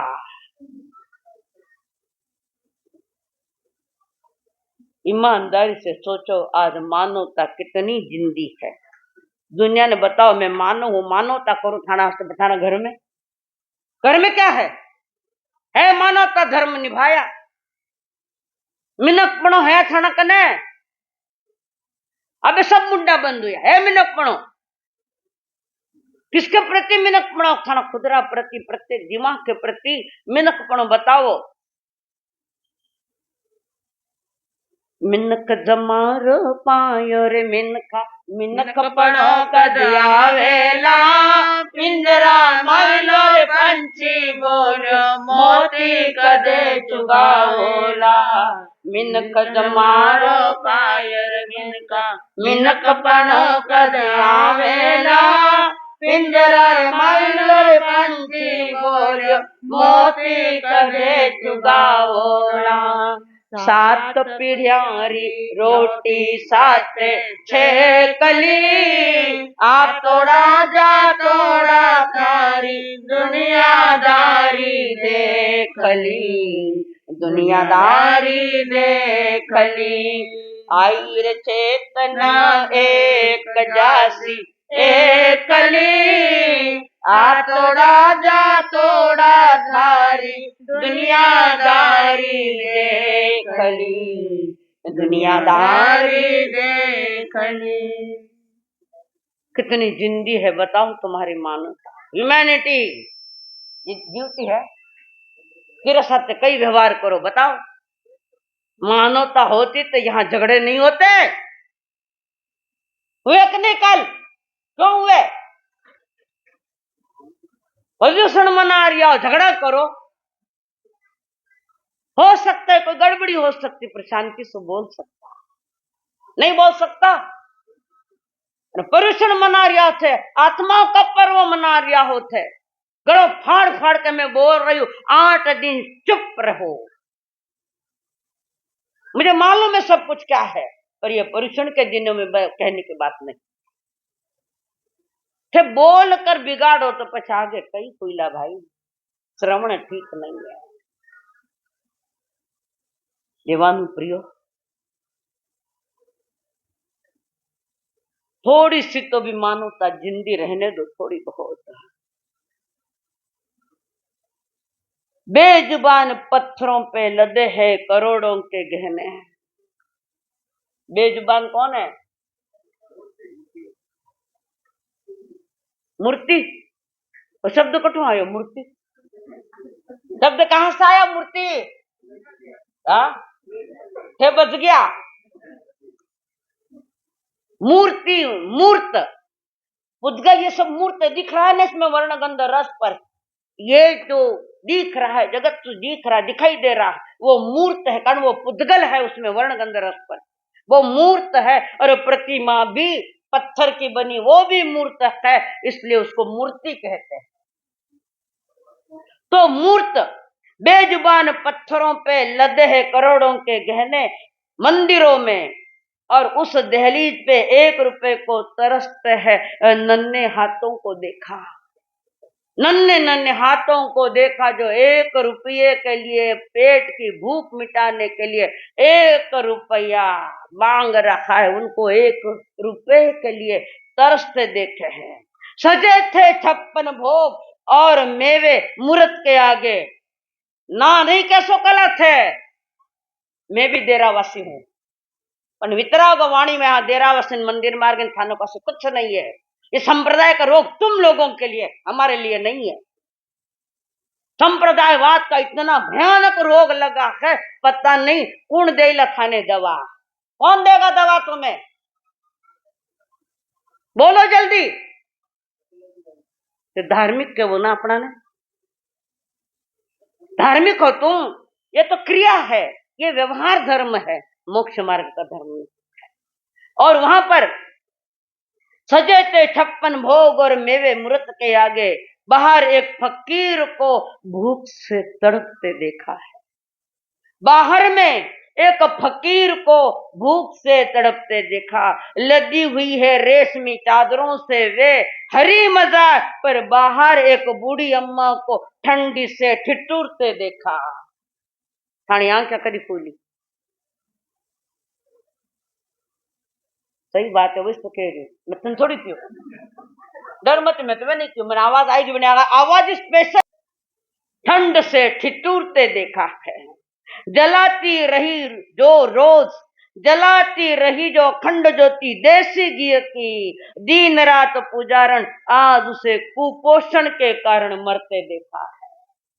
कुपोषण थे जिमने बैठा हो, थाना भाई आलो गया पूछो भाई साहब कैसे हो, भोजन किया कि नहीं किया, कि बैठे उनके पास सच्चा गुरुदेवरा अंबालाल जी महाराज सारा सच्चा भगत वेला, तो मानवता धर्म की शुरुआत करो, नहीं तो खाली जयकारा आरत्या गाने से कुछ नहीं होता। महापुरुष कभी नहीं है कि मानी आरत्या गाओ, महापुरुष चले गए जीते जी, तो पता नहीं कितने कितने लोगों ने उनको भी परेशान किया होगा, और आज से जय जयकार करो हो, गिरी जय जयकार, जो महापुरुष थाने कुछ दे के गया, अबे जय जयकार बोलो, जीवता हाजन कई करिए बोलो। आज पुण्यतिथि है ना, जन्मदिन है, अना स्मृति ने किसका किसका, जब गुरु की बात तुम्हारे समझ में नहीं है तो बाहर की क्रिया तो अनंत संसार का कारण है। बाहर की क्रियाएं, कहीं गरीब तड़प रहा है, कहीं कोई भूखा बैठा हुआ है,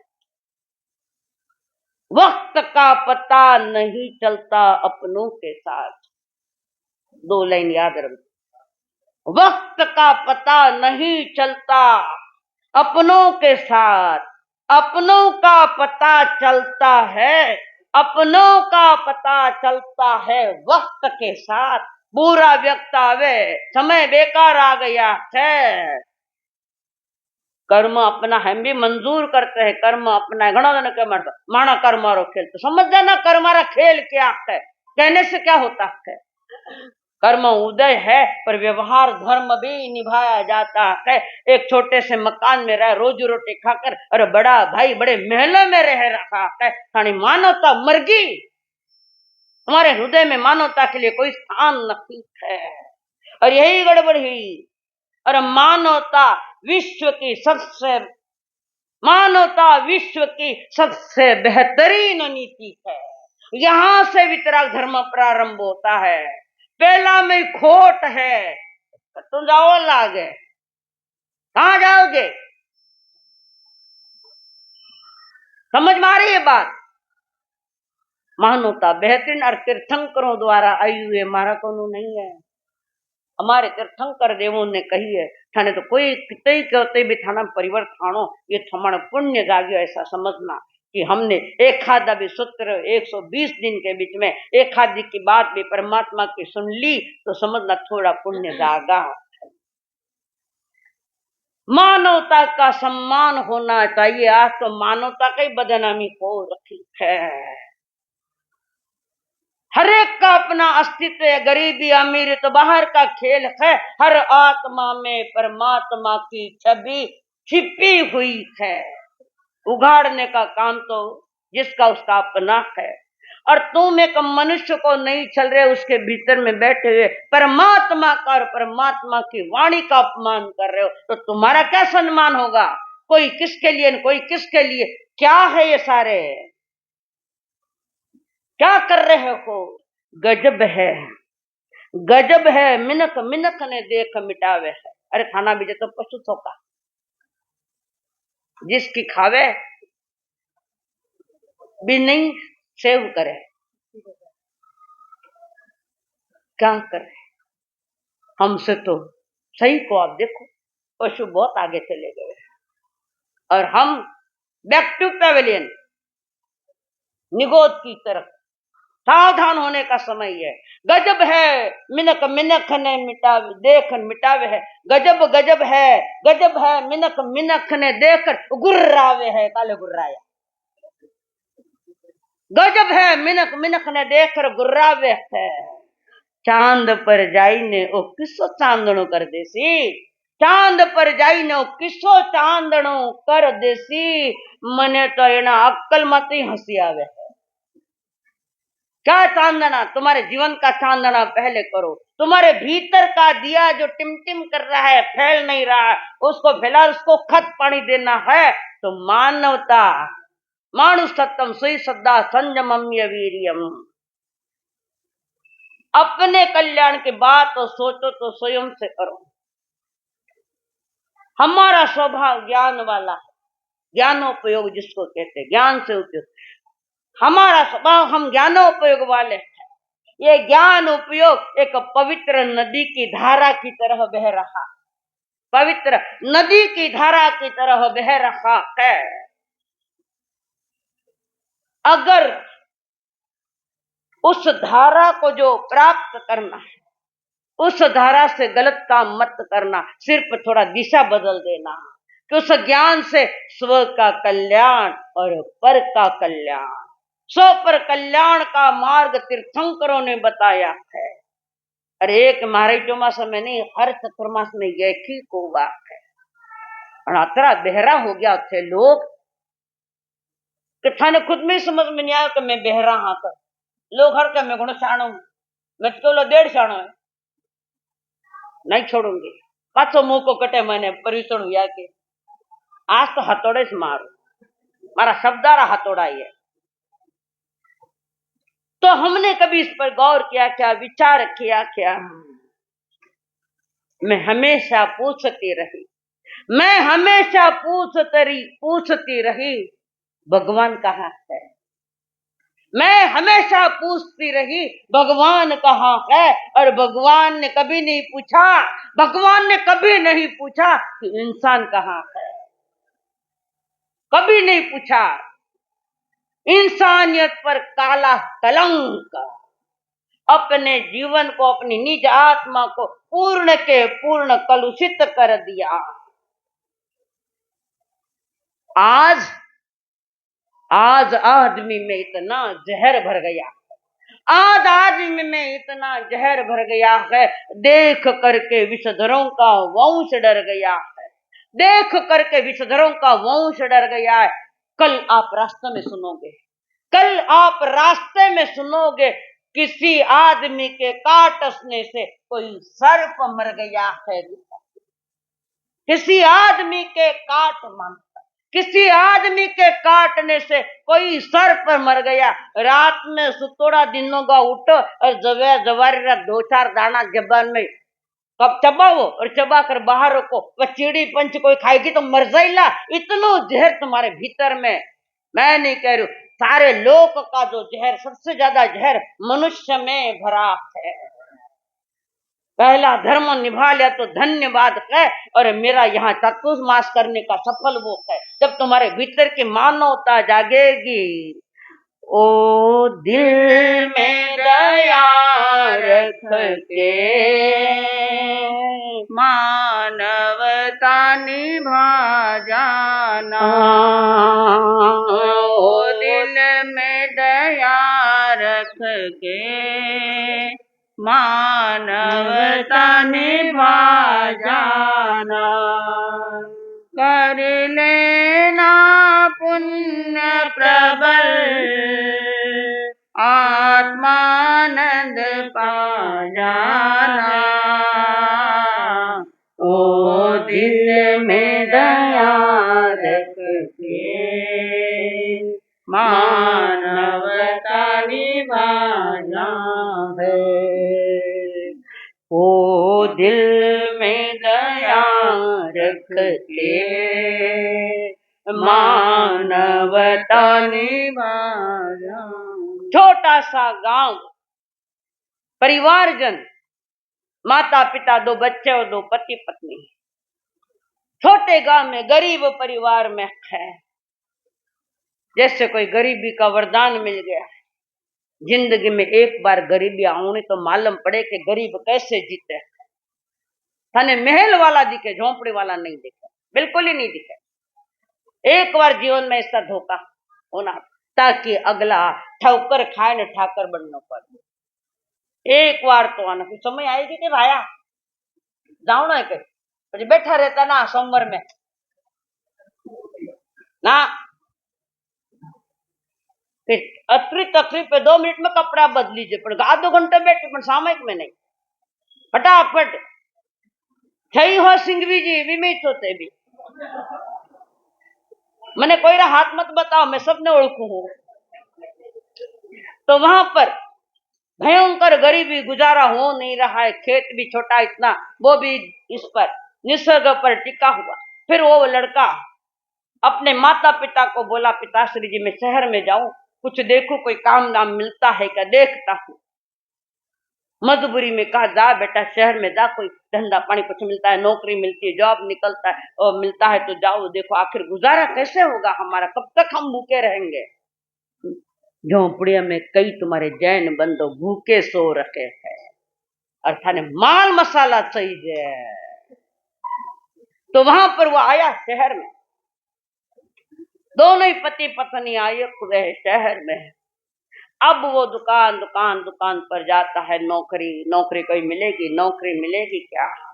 सब कहे नहीं हमारे पास अरे थाने जरूर को नहीं पण बीरी भूखरा वास्ते जरूरत है ओ ध्यान दो थाने नहीं जरूरत है थाना घर में पहले ही 100 नौकर है। अरे 100 में एकाद और को जाता मानवता धर्म निभ जाता।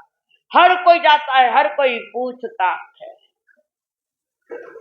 नहीं मिला और रोज की भूख के लिए भोजन वो भी नहीं रोज का पति पत्नी ने उपवास कर लिया। सब जगह घूमता घूमता घूमता आया।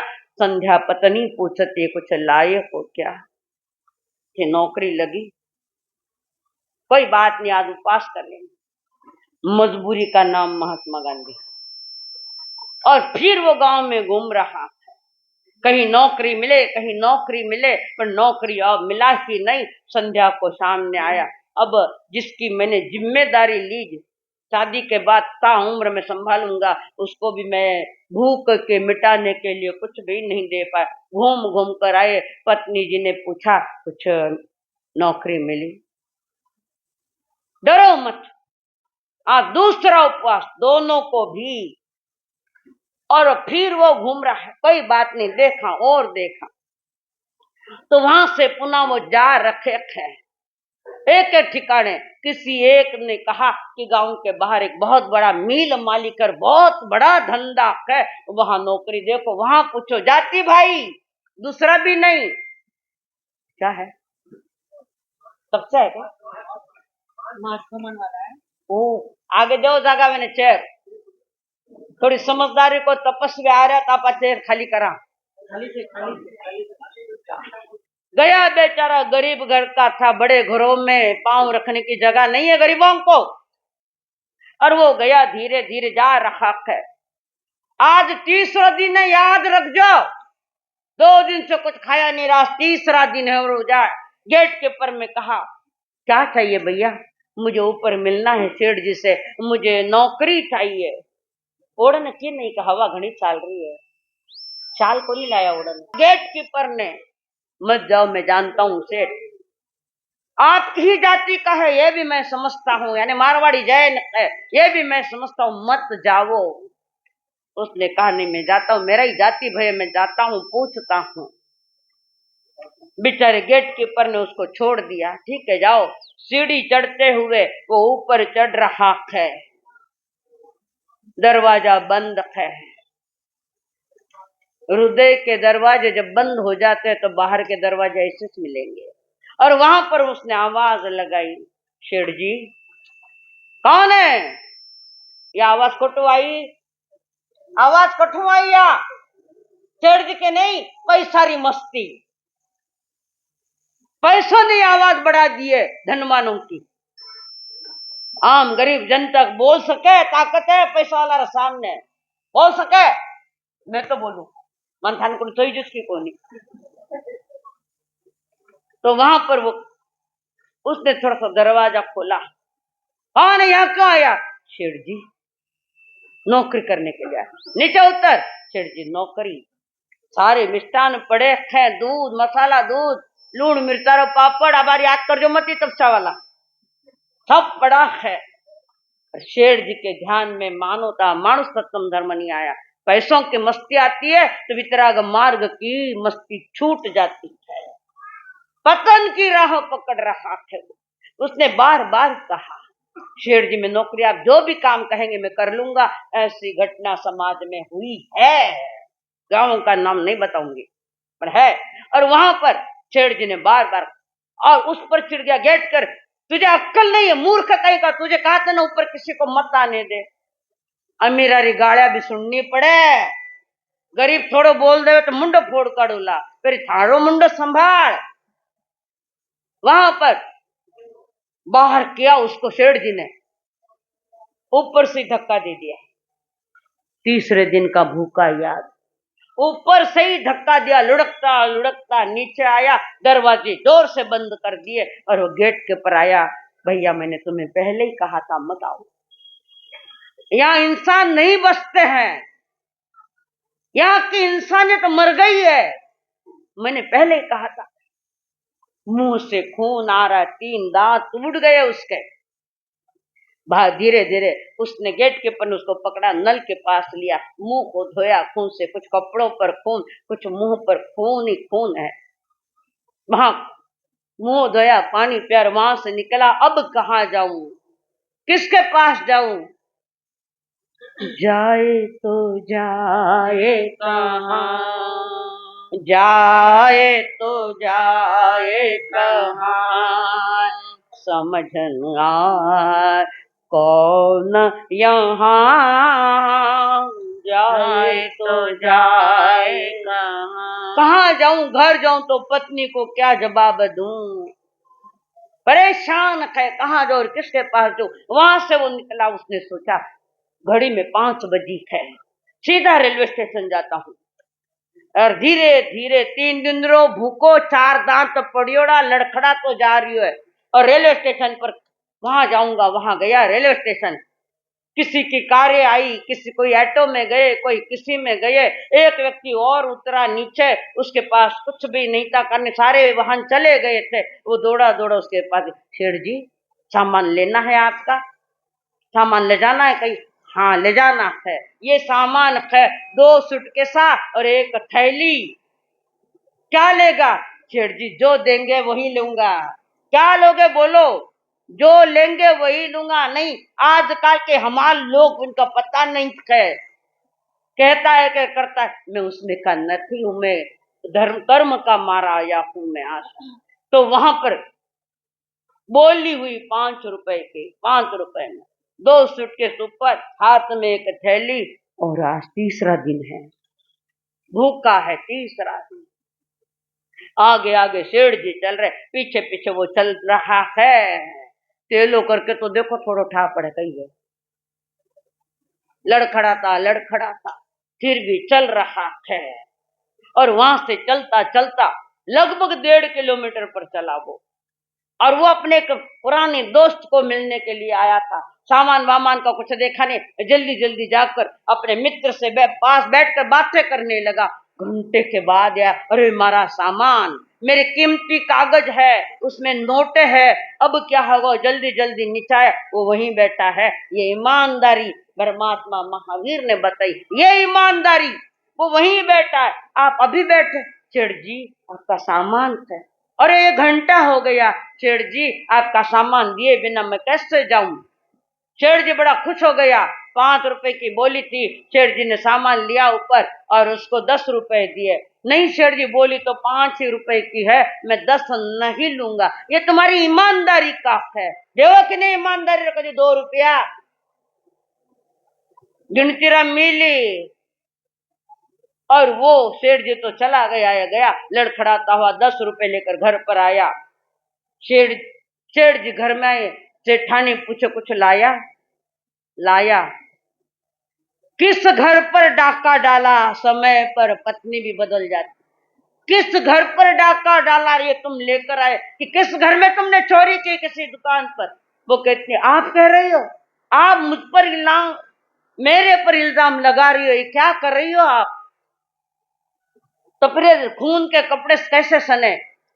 इतनी से उतनी सारी बात पत्नी को बताई। पत्नी ने कहा, सॉरी, मैं क्षमा मांगती हूँ, मुझे समझ में नहीं आया, मुझे लगता है कि मेरे लिए तुमने कहीं चोरी किए रे 10 रुपए लेकर। नहीं, उसी समय पत्नी गई, 5 रुपए लिए, 5 रुपए लेकर थोड़ा सा दूध लाया, थोड़ा सा मुरमुरा लाया, थोड़ी भी में दालिया ने की और 2-2.5 उपवास का पारणा किया, 2.5 उपवास का, 5 रुपए बचा के रखे। फिर वो पत्नी स्कूल के बाहर एक डब्बा लेकर बैठती है, उसमें आंवले है, इमली है, कुछ चॉकलेट है, कुछ गोलियां है, खाने के वो बेच रही है, मूल खत्म नहीं करती। जो भी ऊपर थोड़ा पैसा आ जाता उसमें से अपना गुजारा चल रहा था उनका। ऐसे ही सेठ जी एक दिन बैठे हुए थे बाहर अपने चबूतरे पर। एक सेठ जी वहां से जा रहे थे। सेठ जी ने पूछा, क्या कर रहे हो? थोड़ी परिचय होगा हो। क्या कर रहे हो? कुछ नहीं, बैठा हूं। काम धाम कुछ करते हो क्या? मिल नहीं रहा है काम। तो बही खाता लिखता है कहीं। पहली जमाने सीए बीए कुछ नहीं था, बे नहीं ठीक से लिखता नहीं आवे, पर बेला हाथ माते उंगलियां माते हिसाब करता कि नहीं करता? नहीं करता।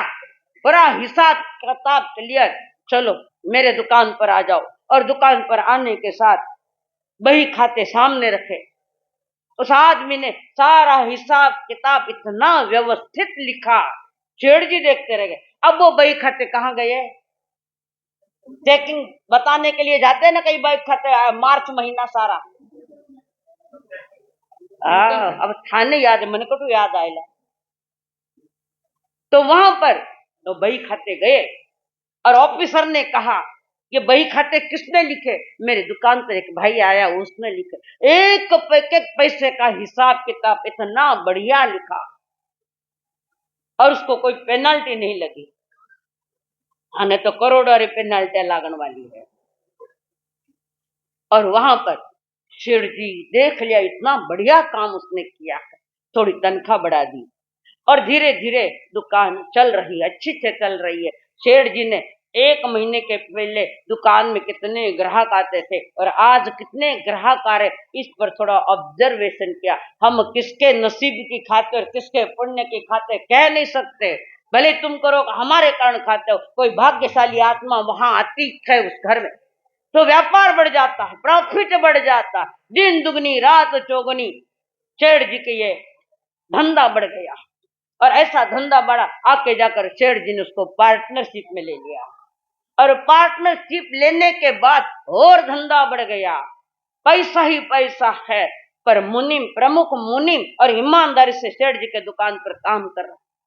वो तुम्हारे हाथ में संपत्ति, स्वास्थ्य, संबंध थाना हाथ में है।